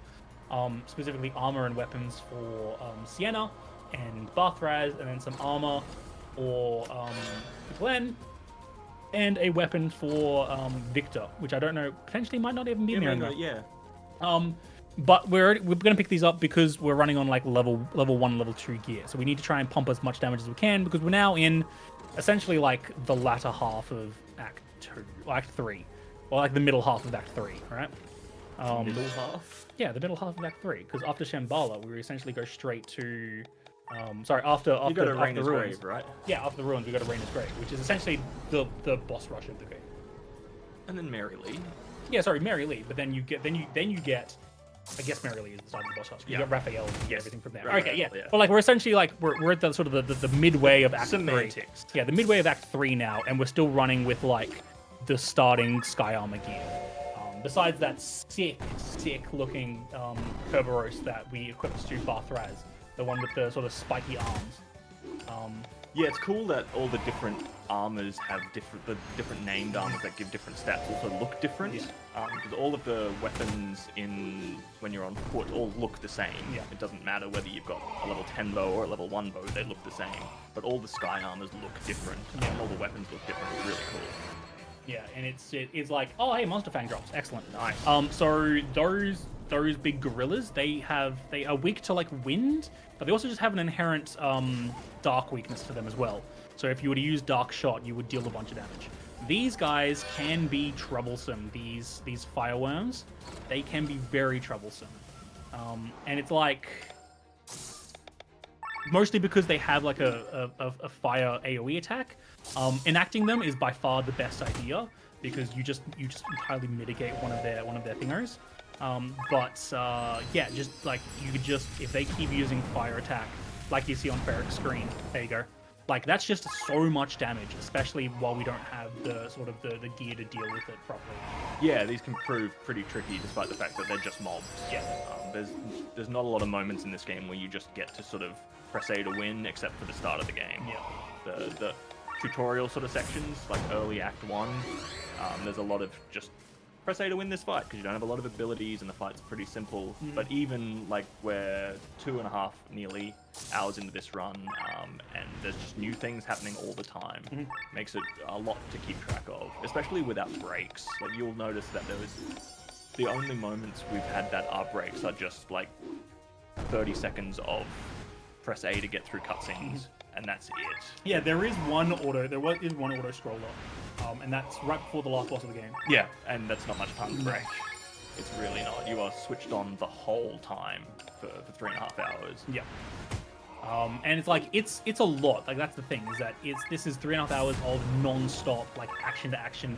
Every fight has a purpose. You're constantly looking for stuff to do. You're constantly watching things. Like this is absolutely one of those games that is really rewarding, but you need to set aside 3.5 hours of just like time to do. Even the sort of lull in Act 2 that we were sort of bemoaning earlier, it's not like it's boring when you've done it a lot of times, but you are still hyper-focused the whole time. It's a lot of work to keep up, so it's really impressive to see these two still at it and still so close. All right, so as you can see, Ferric picked up the last piece of the armor we're going to collect here. Besides, after this next boss, after the, I guess, there's like a triforce of like pickups to get. But before the next boss, this is going to be the last piece of armor that we're going to get for the sky armors. And then we're essentially going to get ready for this next boss, which can be very annoying. This is going to be the shaved head. You see those pig faces behind the battlefield at the moment. It's a big version of those, and it has a very particular set of skills. In which it is, I think there's an old puzzle first, honestly. I think there is. Yeah. And let's give us a bit of time to talk about Stonecoat. Now, Stonecoat is the first instance of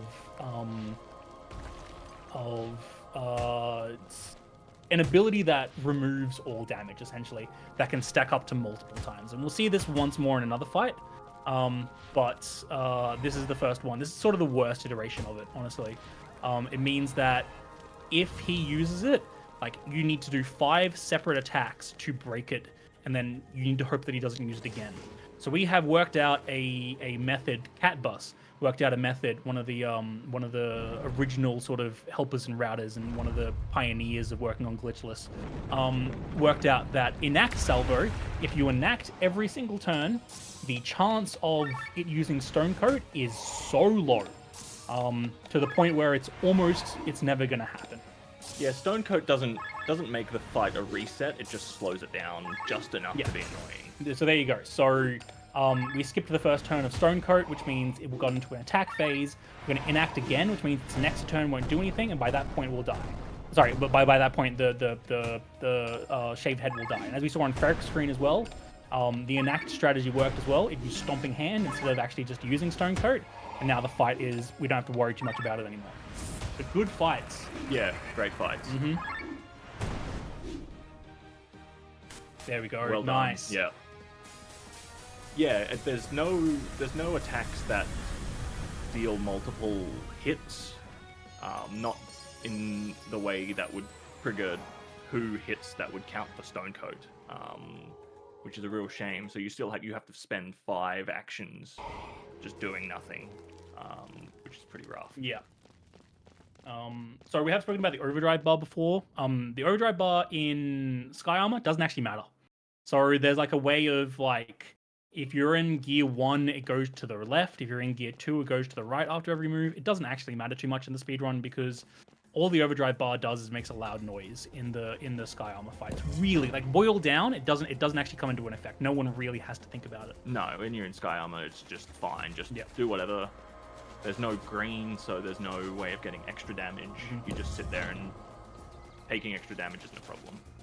It doesn't even reduce the damage you take, right? Not that I'm aware of, no. No. So here we have like the next sort of tiki puzzle area. This is what Sid and I were talking about earlier, where you used to pick up a weapon here, but now we're just going to stick with the weapon we currently got. So we're going to save like a minute and a half of just like not having to run around and do stuff. That was a good fight by me. It was a good fight. I mean. So we're sort of introduced here to sort of some lore backstory. We'll sort of get into that later on once we get to the next sort of mine sequence. Yeah, which is probably half an hour away. Yeah, probably. Yeah, so that's Yep. So yellow, blue, red. Oh yes, no, you're right. Yeah. And then that's it. We used to used to do a whole bunch extra. Yeah, you can see those chests on the ground to the right. That's what we used to try to get. And that's just like it's a mess around. You'd have to go like yellow, blue from the bottom, red, blue from the top, yellow, blue from the bottom, and then pick it up again, and then do it in reverse. And then do it in reverse, and then it was a massive mess around. But also the second part of this area is that we have to find some birds for this golem. We also have to find this golem, its friend. It lost its friend, so we have to figure out where it went. We're going to try to help them out so they get out of the way so we can press these last buttons and get to our next boss fight. Yeah. After an orb puzzle, of course. After another orb puzzle. Yeah, the next boss fight would look familiar if we'd not skipped that cutscene at the end of the Four Thieves fight 2 hours ago. So, in the last time that I chatted with both Ferric and Moon, Ferric explained the movement in this game very, very well. He explained it as it's like a racing game, where if you touch the sides, you stop. The collision in this game is a bit bizarre, where like if you touch the side of a building or you're going down a hallway and touch the side of the hallway, you will stop. And I think that is a very, very appropriate way of explaining the movement in this game, because it's very fast, but it is also like very finicky. It is, yeah. The hallways are sometimes worse than the bosses, and it's really noticeable in some zones. Like in the Purple Flame Temple at the start of the game, where we fought Dream Eater, there's a few sections where it's just really easy to get stuck on the wall and just waste a lot of time, just in staggering. Yep, absolutely. Like over correction and stuff like that. Yeah. So we've found all the birds, we found the friendo, and now we're going to head to the last switch, which will set us up for potentially going to the next boss after this orb puzzle, and then we go to probably like this is the last sort of lull of the game, I would say. There is sort of one area where we'll go to the grave next, where it is a little bit slow, but we can sort of explain that as we go, because there is a lot of story to talk about. Yeah, and none of it's skippable. No. So we actually get the chance to talk about one of the most important characters in the game. That sorry, we're just watching Moon unfortunately misstep there. Yeah. Yeah, we get to talk about one of the most important characters of the game that we skipped over when we were dealing with Matai. Yes. Yeah. So it's really cool to Ferric as well. Like I said, these orb puzzles are challenging, like to just remember where to go, just because all of them look very similar. Yeah, and none of them are easy. There's no telltale sort of signs. Yeah. You just have to remember this is the first one, or this is the fourth one, or this is the seventh one. Yeah. And you have to remember there's no defining features. Yeah. So here's the Triforce of everything we got. We got plot armor that we're going to equip to Rob. We got an extra item for Lena. We got an extra item for Sienna in the Greatsword. And now we're going to head to the next friendo, who is going to be Dark Sky Armor. Dark Sky Armor. Dark Sky Armor is going to start off with a very particular move called Terror, and it's going to Pure Terror. It's going to halve the health of one of the party members. If you don't heal it back up to full, it will like that part of oh, good, Bath Rise both times. So close. Yeah, that's right. You can just heal with Victor. Yeah. Or not. Interesting. That's all right. Yeah, there we go. Perfect. Nice. Nice. Yeah, because it would be Bath Rise second. Oh, true. Yeah. Yeah. Yeah, it's the same thing with Beric as well. Yeah. Yeah, so if you heal it up to full health again, it disappears and you don't have to worry too much. But that will happen again in the fight as well. Which, if it targets Victor, it doesn't matter. Yeah, if it targets Victor, you can sort of like, you get one turn to put a defense break on, you're fine. Yeah. The rest of the damage is sort of dealt with. He doesn't do a whole lot, Victor in the fight, and so like if he happens to get hit with Pure Terror, it's sort of fine. Anyone else you sort of need to deal with. Yeah. So yeah, so if you enact before he does that text box, he's get the text box. Yeah. Yeah. That's right. Yeah. Good fight by Moon there. Because every time a text box comes up, it reduces the battle speed down to 1. So you essentially want to do your best to bring it back up to full speed. And like any kind of mitigation you can do there. The Pure Terror and Glen's not going to matter there. No, not at all. Because you'll kill before it even matters. Yeah. There we go. Nice fight by Ferric as well. So, we're now going to have a little area where we're playing as Amalia now. And she's decided that she's going to cook for everyone. Now, Amalia is a princess. She's never cooked in her life. There is a cook in the area, but she's decided that she wants to do it herself. So we're going to go and talk to a bunch of our party members and friends and learn what they like to eat and drink. And we're going to use those, and we're going to make a fantastic meal. We're going to make something. Yeah. It might even be food. It might even be food. So this is one of the skips I was talking about earlier, where we run on a different patch. So the patch that we run on now lets us skip this entire section coming up, but means we need to watch the next one. So there's a skip here coming up on Moonside. Nice. Let's see if it works. It's not an easy one to get. It's more that there's just a chance that the game will crash. Okay, great. So what that does is that skips the entire cutscene area with Amalia. Also skips potentially the worst sound in the game, which is like where everyone like munches on food at once, but it also sounds like they're eating metal. It's a very bizarre thing. Let's see if Farrah can do this as well. So if you hold the skip button as you're entering the area with Amalia, it should be a free skip. Nice. But yeah, it does sometimes just either crash or just infinitely loop on that screen. Oh. Yep. Okay. Great. I thought it was going to for a second. So when we did the community race last time, both Sid and I did the skip, but it crashed when we did the skip. There's another section coming up later on too, where if you don't save load, you get on an elevator and it just loads forever. Yeah. So We've now used Amalia. She's shown us where like the next location is. We're going to this grave that we need to find a specific item for. But the grave is also sort of protected by this sort of greater being, and has specifically picked out both Amalia and Barthraz to separate from the party. And there's a reason why, and we're going to watch here. First, we're going to fight our sort of shadow. But on Ferric's screen, you're going to see that we're going to be able to equip Amalia with some very powerful gear and armor, which is exactly what we wanted. But on Moon's side, we're just going to hold down attack and hope that this doppelganger doesn't heal. This should actually kill. Yeah. No, free raise. That's unfortunate. That's not bad. It just means when it dies, it's going to come back and then use regen. Oh, that's so unfortunate. That's such a shame. That's there we fine. Go. Okay. That's pretty clean. Okay, so now we get to get into the story. So,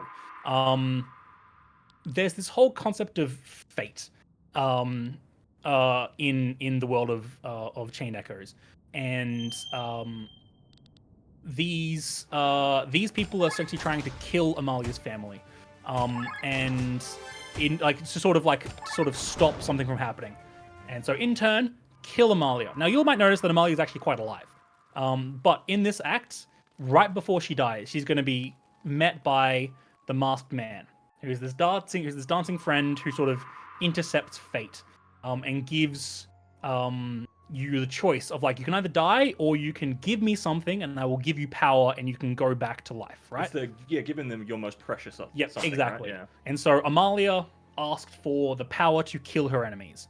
And the Maskman was like, that's really funny. What if I gave you the power to heal anyone? To like these incredible healing abilities. So you could heal anything that goes wrong.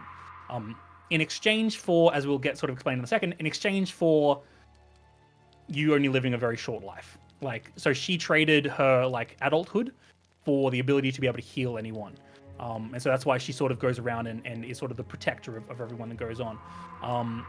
Barthraz also met the Masked Man, and we will sort of see this in a moment.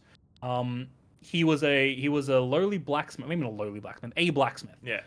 With a son.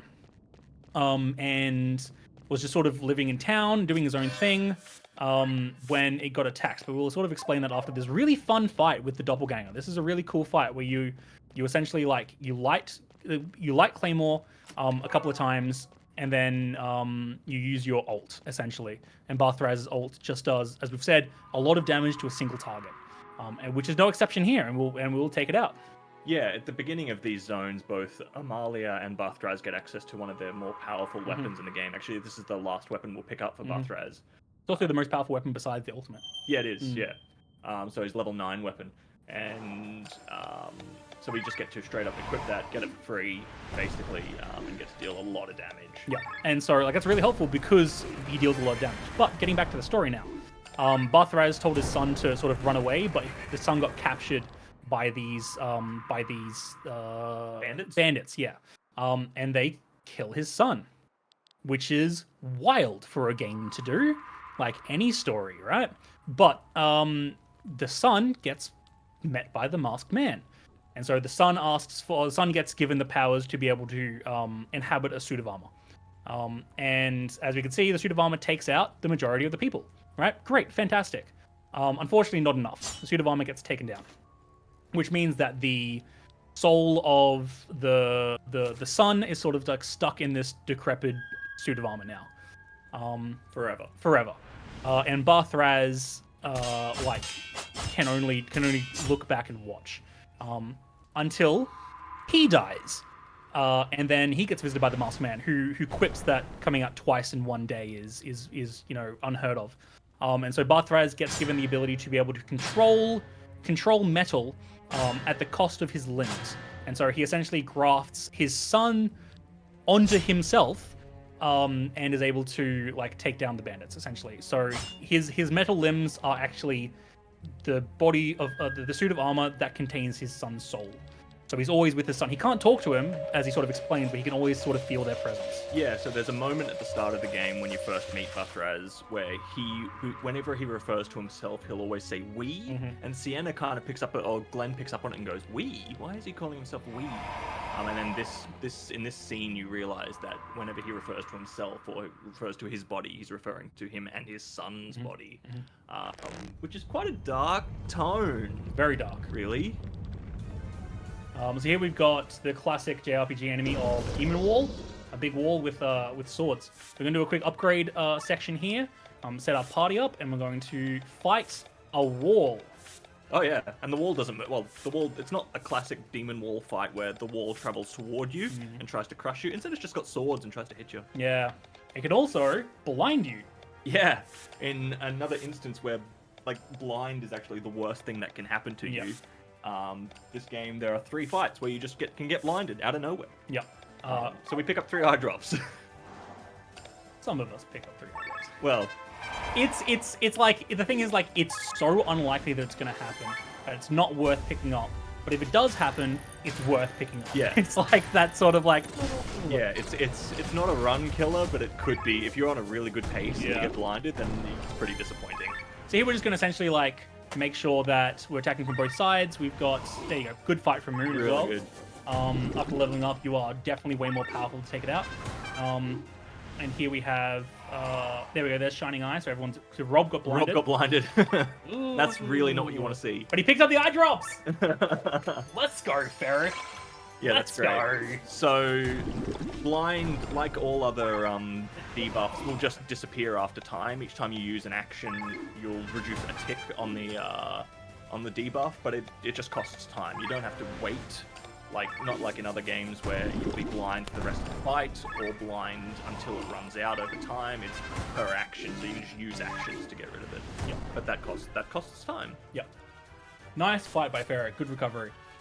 So after doing this demon wall, we get kidnapped. All of us get kidnapped. We get taken to the Mary Lee, which is essentially a flying cathedral in the sky. That's exactly what it is. And we're going to do a little bit of shenaniganery. And by that I mean like we're going to run around a bit and do a couple of puzzles and that jazz. So now's actually probably not a bad time for any donations or incentives you have, friendo. Might be the last time before we jump into what is essentially going to be the boss rush. Yeah, so I guess we're closing in on the end, huh? Well, Getting close. I'd say we're about like we are 45 minutes Here, off, and close. it's a very busy 45 minutes. Yeah, no, the end, I remember the ending of this is gonna be a lot. But yeah, we're having a wonderful, quiet evening here. Power, Birth Pride, Winter Pride 2023 continues on, raising money for Point of Pride. Point of Pride is a trans-led 501c3 nonprofit organization that they do a lot of work providing life-changing access and life-saving affirmation to trans folks in need of help and wellness care via both financial aid and direct support. Anything that can be used to help the queer communities is great. Point of Pride, being trans-led, has a great understanding of the needs of the trans community, which is pretty fantastic. At this point in time, we still do have, for tomorrow, we have open Cursed Crackers, Pet the Dog, which is at $200 of $250. And we, of course, have Bomb Rush Cyberfunk open, which will be $500 total of donations. Again, thank you all for your generosity to get us to $2,105 so far in this marathon. I'm looking forward to the ending. The music continues to get better. This particular scene I felt was maybe a little dry, but once you get through here, all hell breaks loose. It's pretty fantastic. Play this game. This is if you can take away one thing from this, play this game. This game is so good. And underrepresented as a indie JRPG. Like Sea of Stars got a lot of attention this year. Personally, I think this game is like great and should be as represented as Sea of Stars. 100%. I stand behind that. I bring this game up anytime anyone mentions Sea of Stars. I actually mention this as well. Yeah, 100%. I played Sea of Stars this year, and I was don't get me wrong, I've been running this for probably 12 months now. But I was like, man, it doesn't hold up to Chained Echoes for me. Like, it really doesn't. Like, Sea of Stars has things that are really good. Like, don't get me wrong, it is a very well made game. I think Chained Echoes is a better game. So, but we're on the Merry Lee now. We're doing a couple of puzzles. We're going to go fight some handlers and beasts. We're also going to have to go around and get these key cards. And I believe we're coming up to a very particular scene on Ferric's side. No, we might have already done it. Where we killed the Pope. Just as a thing we did. There is a Pope in this game, and he got stabbed. Yep. So the sort of the Pope and the religion sort of took Lena. And we sort of came here to get them back, and we found them, and we took care of it. So we have Lena back now, which is fine because we're not going to use her anyway. But she is definitely story relevant. She's very important for the final boss. Yes, that's true. Anyway, so we're going to go around. We're going to collect these key cards. We're going to find a couple of things. We're going to do a couple of fights, and then we skedaddle on out of here to where we're going to upgrade our weapon for the last time. For the last time. Did Moon pick up the? No. Oh, no. Okay. No. So there is an accessory over here in the Merry Lee called the stylish accessory, which makes it so that your ultra move, your ultimate ability does more of its own thing. So whether it be Bath Rises does extra damage, or Glenn's breaks their armor and attack more, that kind of stuff. It adds an extra thing to it. Their out doesn't use it. Yeah, no, it's very interesting. I think you'll be very impressed with it. Yeah. And so we're also gonna, as you would have seen Ferric and both Moon do as well, upgrade the Opal Amulet, which is sort of why we've been going around and collecting certain things, the Worm Carapaces and the Colossus Hides and Monster Fangs. We got those, so we can upgrade the Opal Amulet to its final iteration, the Opal Amulet Plus. That gives Bathrise a considerable chunk of damage, which is going to help us in, specifically, say it with me, the last boss fight. Yeah, a lot of the decisions in this route are specifically for the last boss. I've said that before. It's worth mentioning again. The last boss is a really tricky fight, and even with all of these preparations, it is not a 100% chance. No. So I mentioned that I took my world record back last night from Moon. I was 6 minutes ahead of my PB when I got into the final boss fight, and it took me 5.5 minutes to beat because I died twice. It's just really finicky. So that was just unfortunate. And unfortunately, there was like nothing I could have really done. It is just like you give them one turn to sort of it depends on your turn order, and it depends on how you like what move the boss does as its second turn. It sort of determines what can be done. We're coming up to Raphael and Eva, where we're like sort of these two people who are sort of standing in our way. I believe Eva is Sienna's wife. If I'm not mistaken. Yep. Which is wild because we have to take them down, right? So an incredibly like important moment for Sienna. The boss fight itself also like a pretty big deal because there's two of them and they don't have like a little amount of health. They've got quite a lot of health. But yeah, so we're gonna Glen Ultra move there, make sure they take a little bit of extra damage and deal a little bit extra damage. Because even at this point, even though we have extra armor and stuff, like they can still just kill you. Ava has a AOE move that if she charges up, like she can just deal a good. It also a slow move, but it deals a lot of damage. But it looks like she hasn't done it yet. No, and she sort of gives you a bit of warning. Yeah. Which is not a bad thing. Not enough to stop it, but enough to be like, well, this is gonna happen.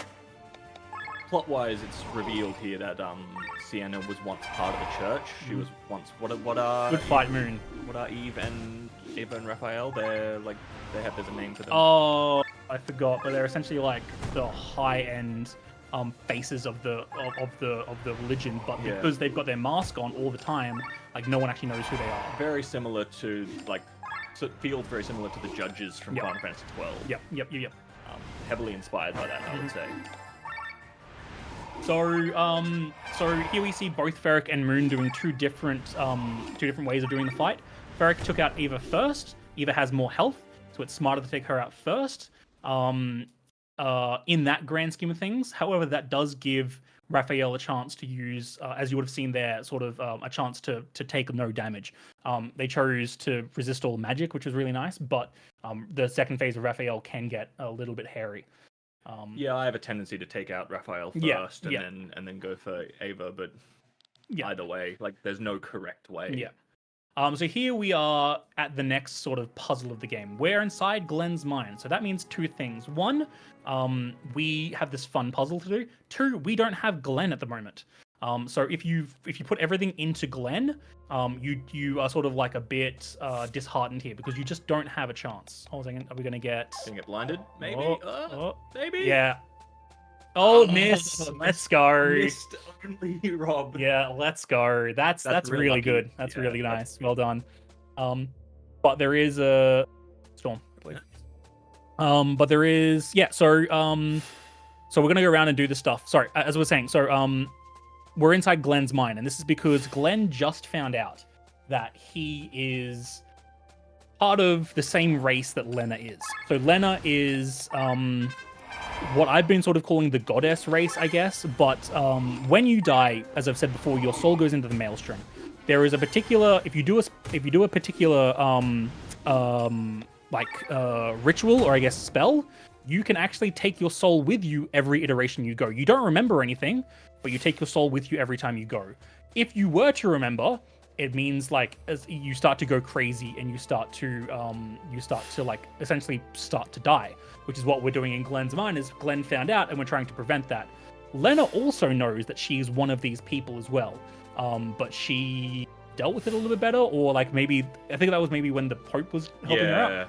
Sorry, she got told and she sort of dealt with it, but Glen found out and isn't dealing with it too well, and so that's why we're in Glen's mind to sort of save it a little bit. Has it been? Are we at the point now where it's been revealed that Glen is sort of the bad guy? Yeah. No. So when I say the bad guy, through the cutscenes that we've skipped, There is sort of a love story between who Lena's character is back then and this other character who we are told is essentially Glenn. So Lena does the spell to go and like move forward and live on forever, essentially. But there's also this guy who wants to be with Lena, and doesn't get the chance to. So he kills like Lena's partner, and then goes and uses the spell for himself and goes forward in time, or so essentially lives out all of his lives to constantly be with Lena. Instead of this other sort of her actual love interest, and this is sort of where it sort of gets explained. And this is also sort of like where Glenn starts to go a bit crazy because he always thought he was the good guy, right? It turns out that he actually did this horrible thing, back many lives ago. But there's also a bit of a redemption sort of. It sort of makes the point where it says you can do one bad thing, but if you do, you can still be a good person. So it sort of becomes revealed that Glenn, he's a firefighter in one life, and he saves a bunch of people from a burning building, and then he's, he does a whole bunch of other good things in other lives. Mm-hmm. Yeah, it's very, very much like he did this one bad thing, realized he's done it, and then so he's spending all of his life to try to redeem it. Yeah. And Victor and Barthraz are sort of like the keepers of those two. So they both are wearing an amulet that lets them know whenever they revive, essentially. Also, that was a really good Glenn's Mind puzzle by Moon. That was really well done. He has an amulet that they both have amulets. Barthraz for Lena and Victor for Glenn. That teach them how to show them where they need to go and that they're still alive and that kind of stuff. Yeah, it's sort of revealed early on too that Victor is not human. He's what's called an R, and they're basically humans that just live for ages. They're kind of elves, I guess. And so Victor has lived through many of Glenn's iterations. Like Glenn may have died of old age at one point, and Victor has still lived through that. Glenn does, but we are also introduced to the next characters in the game. We have Crumb, the eyes from Crumb from Our Real Monsters here. We have the nose. We have Nosepass, the popular Pokemon Nosepass here. And we also have my favorite, the lips from Rocky Horror Picture Show. And when they all come together, they create the Behemoth, which Moon is fighting at the moment, who is by far the worst boss in the game by a country mile. We were at a point where this used to be okay when we used to get the extra weapon. But Moon is doing a really good job of managing being in the green zone so that he deals a very specific amount of damage to the Behemoth. But yeah, it is absolutely the worst boss in the game. As you can see here, using Barthraz's ult to try to deal just a big chunk of damage, try to take it out. It has about 8,000 health. Well done. Yeah, good fight, clean fight. There was a period of time where we were using nice damage, Ferric. There was a period of time we were using Sienna. To sort of make sure that Victor always went first, but Behemoth will always go first, and typically will always attack the party person in the bottom. Good fight, well done. Yep. Yeah, that's a really hard fight. That's really well done. We'll always attack the sort of the bottom party member, and it used to be Sienna, and Sienna would just die immediately because we don't pick up any items for Sienna. She's only there to swap to Victor to make sure he goes first. We've since changed that. But yeah, Victor and Rob tend to get hit really hard, which is unfortunate. But we're coming up to the last boss of the area, the titular Chained Echo. Roll credits. So as you can see, the sprite is phenomenal. Look at that. It's gorgeous. But also, the fight itself, pretty self-explanatory. We're going to do exactly what we typically do, which is charge Power Pierce, Barthraz ults. If the Power Pierce doesn't deal enough damage, that was a good amount of damage. The Chained Echo can act twice and also summons lagoons, but it doesn't really come up too much, really. Twisting Mind is involved, but it's all stuff we've seen before. It's something we actually need to worry about. Behemoth is definitely the harder boss of the area. Yeah, this is for the boss that's named after the game. It's actually kind of underwhelming as far as difficulty goes, but story-wise, it's really quite relevant. Yeah. And this boss sort of represents the start of what's going to be the final boss rush. The last zone has 7 bosses, I think. And you fight this boss and you basically immediately go to the next zone, and Yeah, I think it's 7 bosses. Well, we've got Maria and then we've got. Oh, Maria first. Yeah, we've got That's Maria right. and then the champion and then we've got the. Yeah. So that was a good fight by Moon. We should have essentially Ferret coming up really close. God, I wish Power probably killed there. Yeah. That would have been so funny. That's Good end of the fight, Ferret. Let's go. Knew he was close. Yeah. Pressure point killing would have been potentially my favorite thing. It's become a bit of a meme now. Where using because Victor doesn't get to deal a lot of damage, so getting to do a final kill with Victor, who only has a level 2 weapon at this point. You get it at the start of the game after you kill the mimic, which we didn't really talk about. You fight a building early on. You would have seen it's a mimic, and that's a side quest to pick up a weapon for Victor.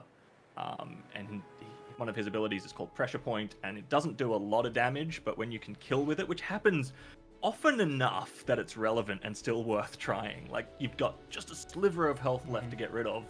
Pressure Point is just worth it if Victor comes up next in the turn order. Yeah. Which is what it looked like Ferric was trying to do. Yeah, and Pressure Point is just does no damage, but has ended many an enemy's life. Well, it's wind damage, and everything's weak to wind. So we're going to pick up some very specific items here for our Sky Armor. This is going to be sort of maybe the last area, besides maybe 1 or 2 pickups later on, that we're going to get the upgrades for this. We are essentially setting ourselves up for the big Sky Armor fights that are coming up. The boss of this area is tricky. She has one particular gimmick that is difficult to deal with if you don't know how to deal with it. It's kind of like Stonecoat from Shaved Head, whenever that was an hour ago. Not quite, but more involved. 30 minutes. 30 minutes was it? Was it only 30 minutes? Yeah, I know, right? Yeah. Oh man, it's gone so quick. So essentially what she's going to do is, as we sort of spoke about in Stokecoat, it takes 5 hits to break it. Maria is going to have her and some of her friends that also have mirror images that you need to sort of take down hit by hit. So it's a slow process unless you, say, have an ability that can deal multiple hits at once. Which, lucky for us, we do, and we also get an AoE one coming up soon. But once again, as we mentioned earlier, we get to fight big burly boys again. We got the Barkies back. This time we're guaranteed to have energy flow. 2 Barky, 2 back. And then essentially what we're gonna do is we're gonna do our best to multi-shot them. They don't die in from one specific cycle, so you do need to do a couple of leg sweeps with Glenn. But these fights are relatively easy now. You don't need to worry too much about them. Importantly, though, we picked up the command drones. Thank you. I was gonna say command sphere. The command drones, which we're going to equip onto Victor. Offensive drones. Offensive drones? Yeah, offensive drones. Anyway, gives you command attack. Correct. There you go. Offensive drones. That we're going to equip onto Victor. That's going to give him, instead of his heal, which we didn't really use anyway, it's going to give him a chance to have what's called command attack, which is essentially Poetic March of Sky Armor, the attack buff. But also, more importantly, he's going to learn a skill called Drone Swarm, which is an AoE attack that hits specifically twice, or 4 times? Twice, I think. Hits a multiple of times, specifically that will help us out with our multi-hit strategy that we're going to use on Maria. But he doesn't know it yet. But with the SP upper ram equipped and this 4 Barky fight, he will get exactly enough SP to learn the skill before we go into the Maria fight. And as Sid spoke about earlier, we do need to save and load here. Otherwise, when we skip the cutscene going into Maria, it will just break. So just a quick loading of autosave here gets us set and ready to go. We can get on to the next fight. As you see, Ferric's attacking our big burly boys. They're so big and burly. They are so big and burly. God, I wish that were me. Alright, so here we go. We saw the save load there. Yep. I'm going to skip this cutscene and we're going to jump straight into the Maria fight. So Maria already has Act Twice enabled. Hornet Dance. The Hornet Dance will take out 2 of the mirror images. The Valkyries, I think, can only have 2, but Maria can have 5. Is that right? So Maria can have 4. All right. And the images can only have 2. Yeah, right. But if you take off... Yeah, so Drone Swarm here is going to take off the mirror images for the back one, which means the back Valkyrie is going to put the mirror images onto Maria, which means we can focus down and kill the back Valkyrie before Maria ends up dealing anything. Yeah, so in a rare instance where things are not weak to wind, these are weak to water. Mm-hmm. So here we go. Ferric's gonna save and load. So mirror images stuck back on Maria, which is okay. Its turn order is quite important for this fight. It's really nice to see. It's really good to see if Sienna can attack right before Maria, because then you can use the other party members to break the mirror images and have Sienna deal the bulk of the damage. Unfortunately for both Ferric and Moon, Sienna is acting immediately after Maria. Not so unfortunate for them. I might have to play the Uno reverse card. Oh. So they actually equipped Sienna with a glaive, so she has Hornet Strike, Ah. Hornet Dance. And so Hornet Dance deals multiple hits, which also breaks the mirror images. And so by having two people who can mirror image and having Barthraz do the bulk, Barthraz doing the bulk of the damage with the attack mode and Gear 2 water attack, water shot, you actually just deal a bunch of damage, and it means that the fight's potentially a little bit slower, maybe than an ideal situation, but it is still pretty quick and very consistent. Wow, so that's the preferred route now, or is it? No. It's not my preferred route, but that doesn't mean that it's not the preferred route. It's consistent, it's good, but I find that when it's Glenn, Sienna, Maria in turn order, it's a much faster fight. Yeah. However, as you saw, like those fights weren't slow and they were very clean. Yes, like there was no chance that they were ever going to lose the fight. No. It was very well done, and like that's the benefit of having double glaive. Yeah. We get almost thrust into the next fight, which is with the Vayne Guardian, the Vayne Champion. Do you get an opportunity to swap Sienna back to Greatsword before Vayne Champion? You do. Yeah, absolutely do. Because you go onto the top of the building, you need to press. Of course, yeah. The Vayne Champion is a pushover. We sort of haven't explained what the Vayne are. The Vayne are sort of the creators of the world. They're sort of the ones that create the world every so often. They will destroy it and remake it, and destroy it and remake it. And this is sort of their grand champion that they're sort of that's stopping us from sort of progressing forward and stopping the Vayne. But it's a big pushover. It has about 40,000 health. It has those little 4 crystals like Culex in SMRPG, Super Mario RPG. And it uses abilities based on those. But they are irrelevant. If you can enact Vayne Champion, then it is the fight is super easy. As you'll see, like a couple of charged power hits. Sorry, charged power swings. A couple of charged light shots or dark shots from Sienna, and a couple of wind shots from Barthraz, and the fight's over. Like it's not that difficult. We sort of got a flash of the Vayne there on Moon's screen there. So yeah, so potential warning, there will be some flashing lights coming up. I'll let you know when it's safe. I apologize, I should have let you know for Moon as well, but on Ferric's side there will be a couple of flashing lights. And I'll let you know when it is all safe to watch. There will be another one later on as well that I will remind you of. So as you can see on Moon's side, a bunch of sort of energy is going into Glenn. That's going to give us the ability to go into Nissa, which is where we need to go to next, which is where the end part of the game will be. We are on the final stretch. Yeah, we are. These two runners have done incredibly well, and also to be so close. This is a really close race. Like I think it will come down to the final boss. It's going to. I reckon it will. The final fight is going to be the deciding factor. Yeah, absolutely. Which is exactly what you want. Yeah, it's good. After it's been 3 hours, it's going to come down to about probably 3 hours 25, I reckon. And it's going to be super close. There is no way of knowing who's going to win this race at this point. It's been really good so far. So on Moon's side, we've fast traveled back to Nissa. We're now in. We're going to do a couple of things. We're going to pick up a couple of things, do a little bit of menuing at some point, get ourselves ready. And then we're essentially just got a boss rush to the end. And that's it. Sorry, this is sort of we never really explained about what the true kings are. But there is a dragon looking after this city. This city's underground. Yeah. Mind you. Yeah. This was above ground, and then it got destroyed and put underground, and then sort of the new civilization built on top of it. So the flashing lights are over. You're welcome to look now. We picked up something. We picked up a weapon for Sienna. the final Ether Cannon for a Sky Armor. That's going to make us deal Giga damage, as the kids are calling it nowadays.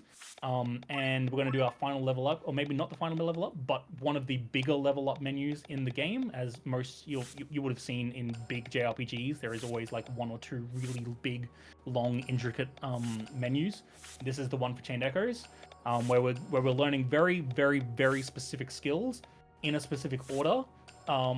To make sure that things get set into position in a specific way, but also so that we have that final skill on the last area. So we're going to make sure that we're learning an ability for Barthraz called Heaven or Hell.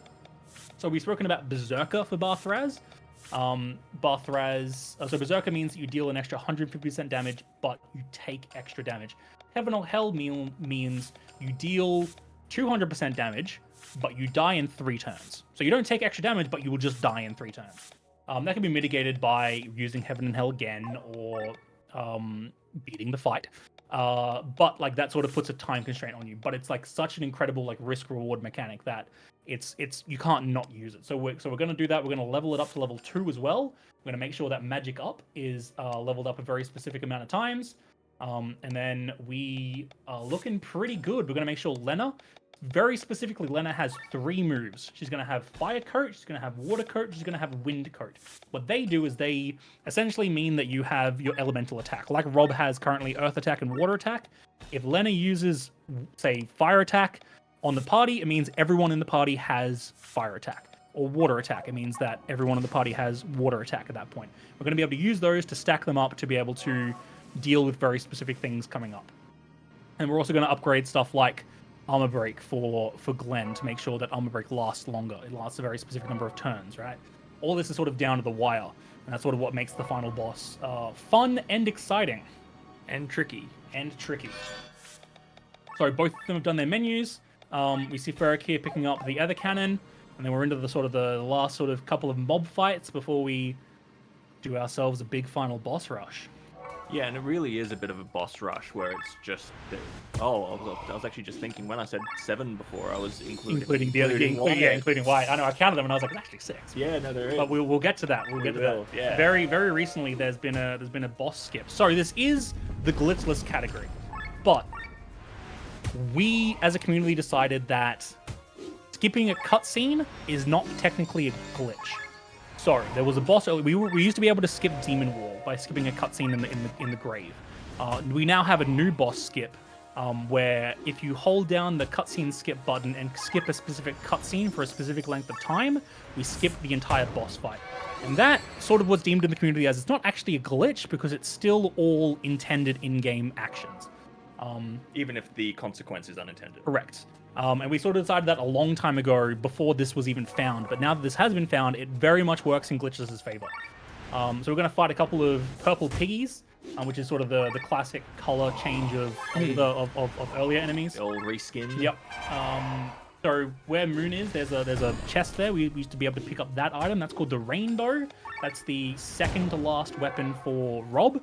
We used to be able to do that fight and pick that up and then kick a chunk of damage, but we don't do that anymore since the final boss fight changed. But yeah, coming up, we're sort of going to rely on a mixture of Barthraz ults, charged power pierces, because a lot of these bosses coming up are single target DPS, besides the next fight. So, I alluded to earlier that we might see these group of thieves again. And now would be the time to do that. So we're gonna, there might be some flashing lights coming up on Ferric's screen as well in a second as well. We might see some 4 thieves again. Sort of like looking after something that we actually need. So Moon's gonna do a cool trick here. Gonna jump out of the Sky Armor to pick up this key that we need to get. He's gonna pick up this Knightly Sword as well. But if we get out of the Sky Armor, we can actually, because we can't do any actions while the text is going. So we can't get out of the Sky Armor or go into the Sky Armor while the text is going. You go out and you walk up to the key and you grab it. It means you can enter this area without having to wait for the text to finish. And you'll see Ferric do the same thing. Also, it is the flashing lights are over. You're all good to watch the screen now. Thank you so much. On Moon's side, we picked up the last of the plot armor. which we'll equip onto our party. We are going to dodge some of these enemies really quick, and then we get into our big four thieves fight, where they have become a little bit chunkier, a little bit chunkier. Huh. I'm always curious about how they ended up down here. Great question. Next question. Okay. So, starting off with a Glen Ultra move. Glen is much faster than Eagle, so it is more opportune to have Glen first. Because also it means that you'll see that Glen goes before Rob, which means you can get in a dry on the enemy, and their armor is broken as well. So this is sort of the ideal turn order. We'll see what he does with Bathraz. Yeah. Nice. And then, nice. Oh, that's super clean. Yep. Oh, yes! Pressure point finish. Let's go. That was such a good fight by Moon, and we'll see Ferric try to attempt the same thing. Such a clean fight. That was, yeah, that's, like that, we've got that fight down to a fine art, but that was super good. This might be a bit sketchy because Rob's going to go before Glen here. Yes, yeah. That's alright. Just do it in 2 cycles instead. Yeah. That's fine. Yep. Yeah, that's it, yeah. We're just going to have to do a Wind Gust and do another Charge Power Pierce. It's fine. Their damage is broken. They're not going to be able to kill us. It's just going to be a little bit slower of a fight. Is it even charged or just go for it? No, you charge. Yeah, Yeah, you're okay. 1500 damage per. Which means you're on probably 3/4 health still. Yeah. There's dragon. Yeah, big dragon sleeping there. Don't worry about it. It won't come up Just again. ignore it. It becomes relevant after the game is Yeah, finished. it's more scared of you than you are of it. Honestly, like it wakes up after the Yeah. run's finished. Yeah. Yeah. There we go. Okay. Yeah, nice end of the fight, Ferric. So on Moon's side, we picked up the last of the gear we're going to pick up, the Ovalia, which is a armor for Sienna. And then we're going to jump into our next fight, the Wiedergänger, which I believe is a German folklore for a nightmare. Or like, it's a very specific folklore of a nightmare. Okay. So here we're seeing, the armor break from Glen again. We're going to Heaven or Hell, so we're going to use Bathraz strats. This is looking really good so far with the charged power pierce. Oh. Oh, that's fine. It's on Eagle. That's actually fine. That's okay. That's on Eagle. That's okay. I thought it had hit Bathraz. Would be a bummer, but we are looking good. Here we are. Yep, 5k. And then this charged power pierce should be enough to take him out. Good fight. You really want to make sure you hit the boss and not the ads Yeah. at that point. Yeah. Which is why we saw Moon sort of pause for a second there. So now we get to see Ferric give it a go as well. But once, essentially, we're going to go into the next boss fight essentially straight away. Yeah. There is very little breathing room when it comes to this. We are probably 10 minutes away from finishing the run. Is about what I would say. Yeah. Maybe even a little bit less. These are Depending on the this is going to be so quick for a marathon. Oh, sorry, for a race. So quick for a race. Yeah. These two have been practicing very hard, it looks like. This has been such a good race. So we're going to chat to these people, and we're going to pick the first option in every one, because it makes that there's a... Oh, Bathraz did get trapped. Oh, no. That is a bummer. That's a huge shame. That's so unfortunate for Ferric. Okay, you can still do another charged power pierce. It will be fine. It's just slower. It's just much slower and a little bit more dangerous because you can get the vomit on you. Yes, true. Yeah, and he gets poisoned twice.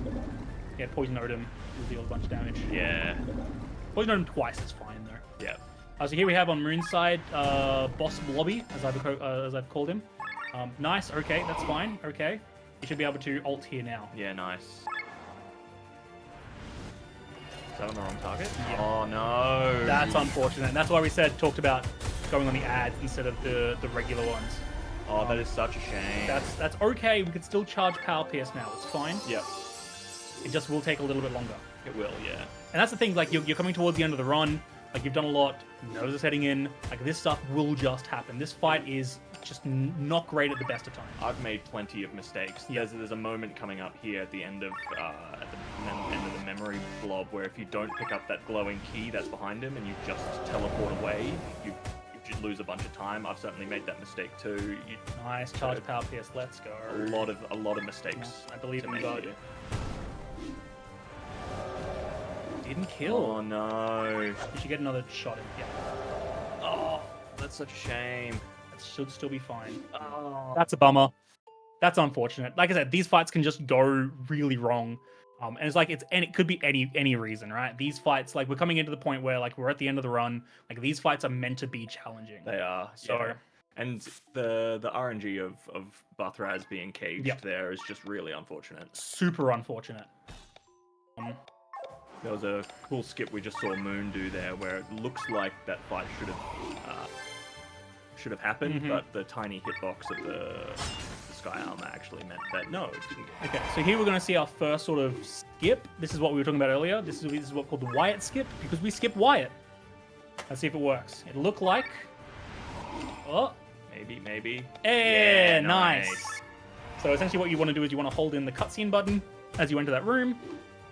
Progress as normal. It saves about a minute, Yep. but it also just saves doing the fight. Yeah, the fight is also... I've died on the fight before. Yeah, it's never great. Yep, and it Yep. does not feel fun No. to lose to a fight this late.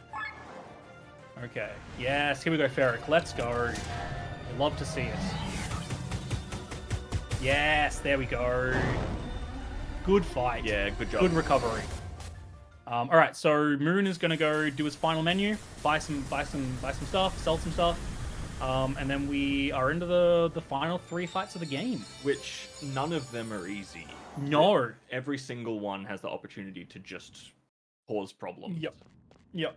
Like the last one, we keep talking about the final boss fight being really tricky. The 2 fights preceding it are certainly not consistently good. Yep. So we are going to see Ferric here. I'll chat about Boss Blobby again. Ferric's going to pick some very specific items, very, very specific choices, and we're essentially going to see a Boss Blobby that can die exactly the way that Vitagang died. It's essentially going to be a Charge Power Pierce and a Bathraz ult, and that's it. That's all you need to do. One thing I'll say about the retrying of the fights in this game, in other JRPGs, there's save points that you save at periodically, and when you die, you have to go back to that save point and redo all of that story.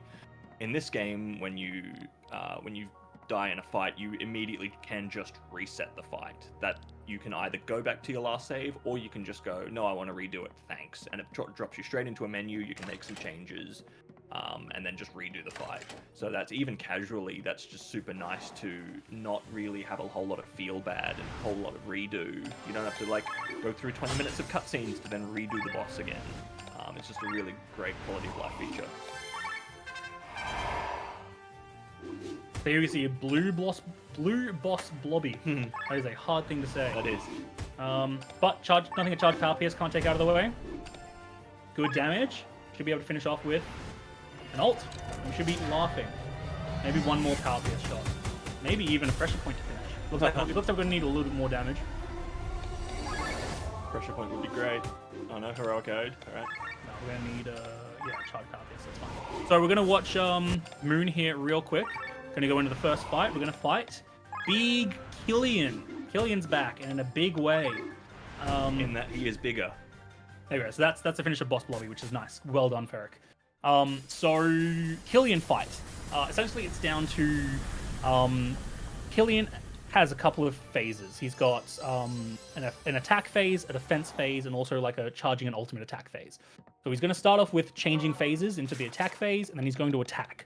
What we want to do is we want to deal a very specific amount of damage at very specific amounts of time, and you want to enact him whenever he's about to either use a big attack or change phases. And what that's going to do is that's going to give us the chance to deal a bunch of damage without him coming back and sort of dealing with us.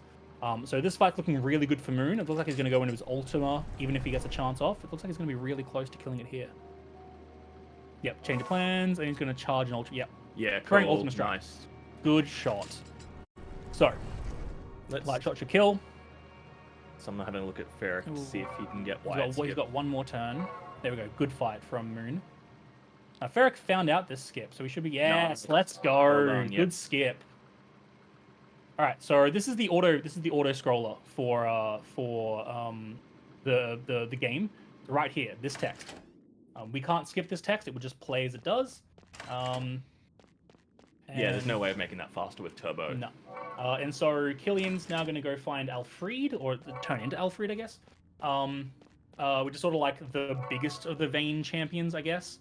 But it's also the Final Fantasy VI boss fight shoved into one. Yeah. Which is really cool. Yeah, this game doesn't necessarily like it's inspired by Final Fantasy. Sometimes it just is. Yeah, absolutely. And that is not a bad thing. That is not a bad thing. There are a lot of moments from like all of the PlayStation era Final Fantasy games that it just bundles together. Even like the PlayStation 2 era ones. There's a lot of Final Fantasy 12 in here. There's a lot of Final Fantasy 6, and there's a lot of Final Fantasy 8. Yeah.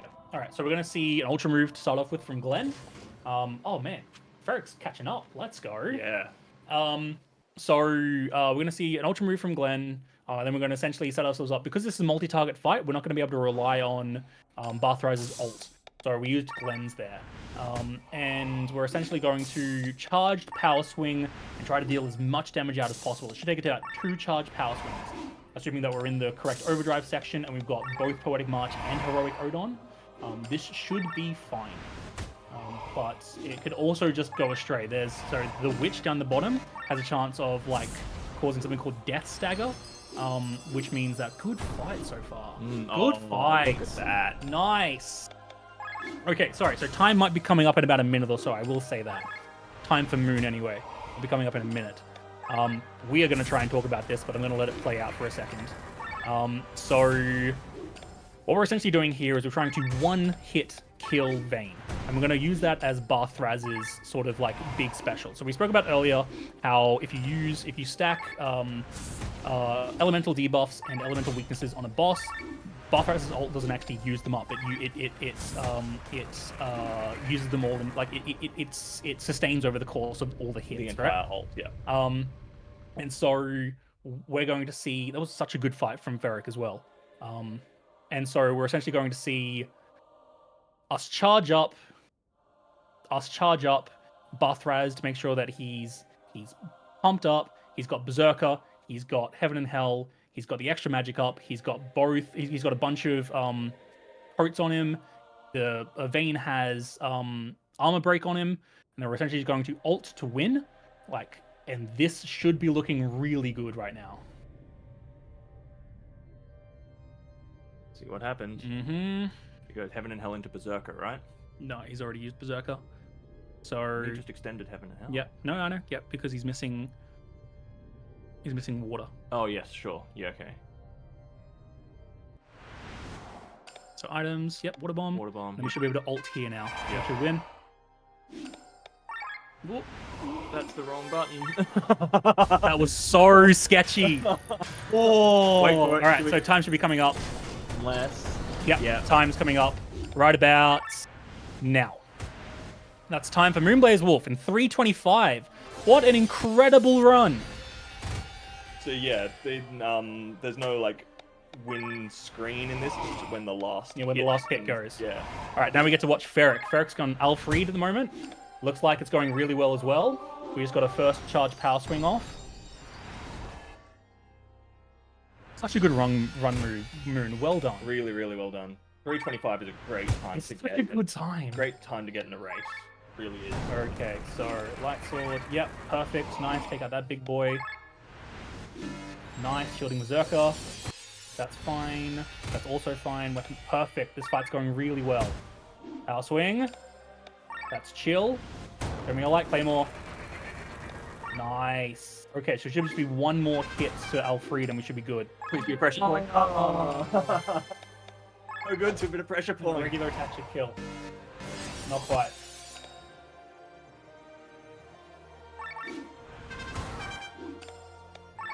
Okay. Oh, pressure point to kill would have been so good. Come on, one more attack. We can do it. Oh, Lena. Okay. Yeah, good finish. Let's go. All right, now we got Vayne now.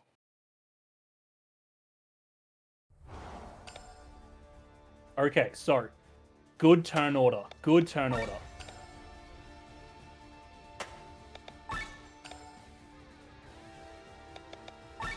Okay, I think Ferric may have messed around with the formation a little bit. This is going to be okay.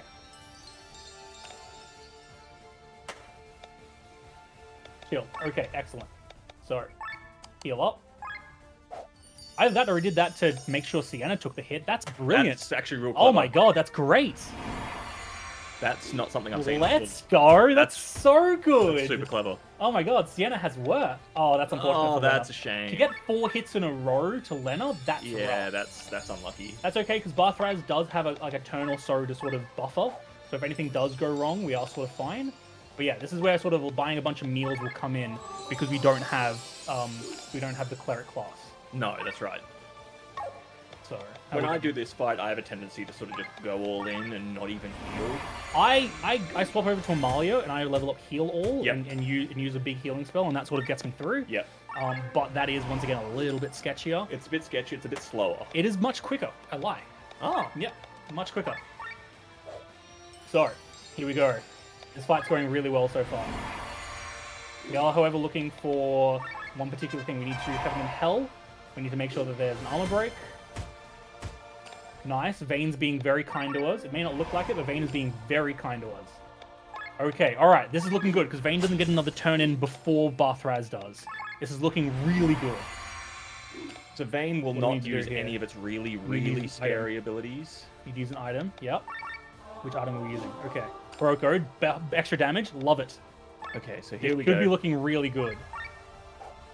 Ah, Okay. interesting. That's fine. We're looking really good. Nirvana, chill. Love it. Okay, excellent. Super good. Like any more chance that Vane can get to use one of his moves that will just screw you up, like that's sort of where it starts to get a little bit sketchy. Yeah, But you we're want- looking dang good here. Limit the Let's number go. of You times. have to. Let's do it. It's looking good. Come on, show me time for Ferret. Coming Wait up. for it, wait for it. Let's Oh, go. heaps of damage. Let's go, and that's time for Ferric as well, please. What an incredible finish. Look at that go. So we're really looking for, like, Vane has 36,000-ish health. Yep. So you want each of Barthraz's hits on his ult to do 3,600 damage. Yep. And that's, like, all of his other ults in every other fight have been sort of sitting around 500, 600-ish. So we have to use all the coats, plus Glenn's armor break, plus Heroic Ode and Poetic March, all of our damage increasing abilities, plus give him the best weapon we can get access to, Plus level plus up. upgrade it all. Yeah, plus level up skills like Magic Yeah. Up and Heaven and Hell, and that's where it starts from the beginning, and all of that culminates in that incredible fight. Yeah. And like, if I can't sell you on running Chained Echoes, doing that fight alone is a thrill. It's hard, but it is so much fun. It's great. And so with that, congratulations. That was such an incredible race between the two of you. So let's be clear, these are two, like, really, really close to world record times. Yes. In Yeah. a race. Yeah, this is on stream. Yeah, this is absurdly good, like wildly good. And honestly, congratulations to the two of you. You guys absolutely killed it. Perfectly showing off just what Chained Echoes Glitchless Any Percent really is. And I couldn't be prouder of you guys. You guys have absolutely knocked it out of the park. Absolutely great job. And on that note, I think we are looking pretty good. Fair, good race. Yeah, thanks. I'll be curious to see how close it was. I definitely had some curious things happen during that race. I was happy.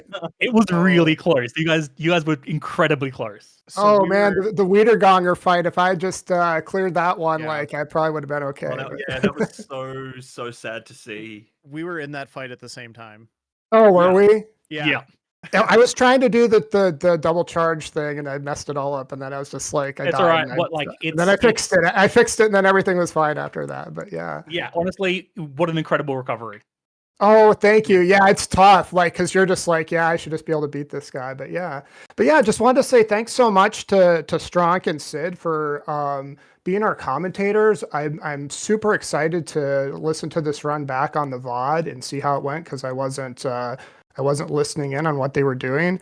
Thanks so much to Demarine for hosting. That's very kind of you, and I hope that you learned some new things about Chained Echoes, because I understand you're a Chained Echoes player. I just really enjoyed the music. I was just vibing for 3 hours plus. It was great. It's a long vibe. It's definitely a long vibe, and just thank you It's good everyone vibe that though. tuned in to watch this. Also, definitely Power Up with Pride is hosting this marathon for a good cause, the Point of Pride. So feel free to donate to that wonderful charity that they're putting this marathon for. But yeah, thanks so much for letting Blaze and I show off this game. This is the first time that we've raced this game in a marathon. It was a lot of fun. It was Yeah. so good. Oh my god. Ferric, you really held your own and you did an incredible job. I know this is your first time doing a race in a marathon like this, and I'm just Yeah, super, yeah. super proud of you. So I'll be very curious to do a post-mortem with you because I mean, Stronk knows I definitely had some crazy stuff happen during that Oh run. my god. I was It like, was what is wild. going on? Like, why is this is like marathon RNG for sure. Oh, there definitely was. You also had some of the best fights out of the race for sure as well. Oh, that's Like true. gold. Yeah, Minute like the worthy. Maria fight Yeah. went fantastic. Mathai went fantastic. So I was kind of banking those that like those were going to kind of pull me through some of those weird ones. Yeah, no, like mean- right to the end, you guys were essentially neck and neck. It was such an incredible race. Oh, how fun. That's exciting. That's the kind of excitement we want when we do a race. That's really cool to hear. yep, and the Vayne fight could have gone either way too. Like I had a turn where I was just like, please don't defend, please, please don't put your shield up, and Yep. I think you probably had one too. And yeah, it's just it goes right down to the wire with this game every time. Yeah, yeah. Yeah, my initiative order was just slightly off. I had one person that was off and it threw everything like 2 rounds into the future, so I could have easily had those tough buffs that he puts up, but he didn't, so I made it through. Like swapping to Sienna to have Sienna take the Bing Bang and swapping back to Victor, that's Giga Brain. That's Galaxy Brain stuff. I was so impressed. Well, thank you. I'm glad that I mean it worked, except then I think someone died. I had to raise somebody. I don't remember who it Yeah, was, but I was like, yeah, oh, yeah. somebody died. That's not good. At least it was Yeah. Lena and not Bathraz. Yeah, I just want to echo what Ferric said, and thank you very much for putting this on. Power Up with Pride, as always. A circled date on the calendar for me, a circled weekend on the calendar for me. I absolutely love being able to participate in this event, and they always do such an incredible job with everything, all the little detail stuff that. As someone who also is very involved in marathon organization, I know how much work goes into this, and you can tell just in everything that Power Up with Pride does, that it's just a great quality event. And I'm always really honored to participate. And thank you for accepting Chained Echoes as a race as well. I know this is a little bit of a longer game. It's an RPG, but I think it's a really important game for a lot of people. It's got some really good queer stories and queer characters. And I'm just really glad we got a chance to show it off for everybody. So Look, I was very excited that because I wasn't part of game selection this year, I was very excited to see it. But we do want to keep the party rolling tonight. Thank you so much, Blaze, Ferric, Strong and Sid. Thank you all for your wonderful time. This will be the end of my time hosting for this wonderful event. I do most of my work behind the scenes. Our lovely Ruby Corundum Core will be taking over the hosting seat in a moment as Osmorn will be taking over the stream for Skater Gator 3D, followed by Viewfinder. You are watching Winter Pride 2023, supporting Point of Pride, and thank you all so much for being here this evening. And we will be back in a moment. Thank you so much.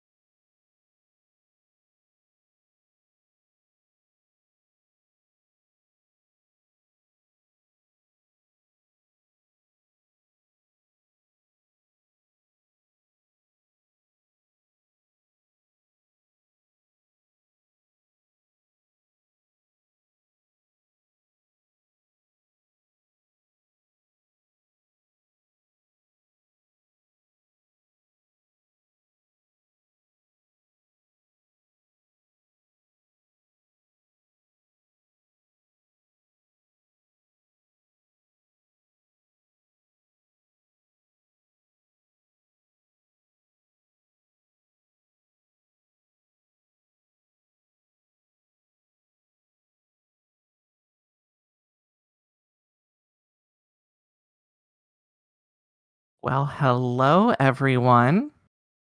Hi there. My name is Ruby. You can call me Corundum Core or just Core, and I'm going to be your host for our little Osborne block that we're going to have. So, in just a few minutes, we're going to have our Skater Gator 3D run, followed immediately after by Osborne's Viewfinder run. I am so excited for that Viewfinder run, and to be honest, the Skater Gator one too. But before we go ahead and throw it over, I want to talk to y'all a little bit about our new charity for this event, Point of Pride.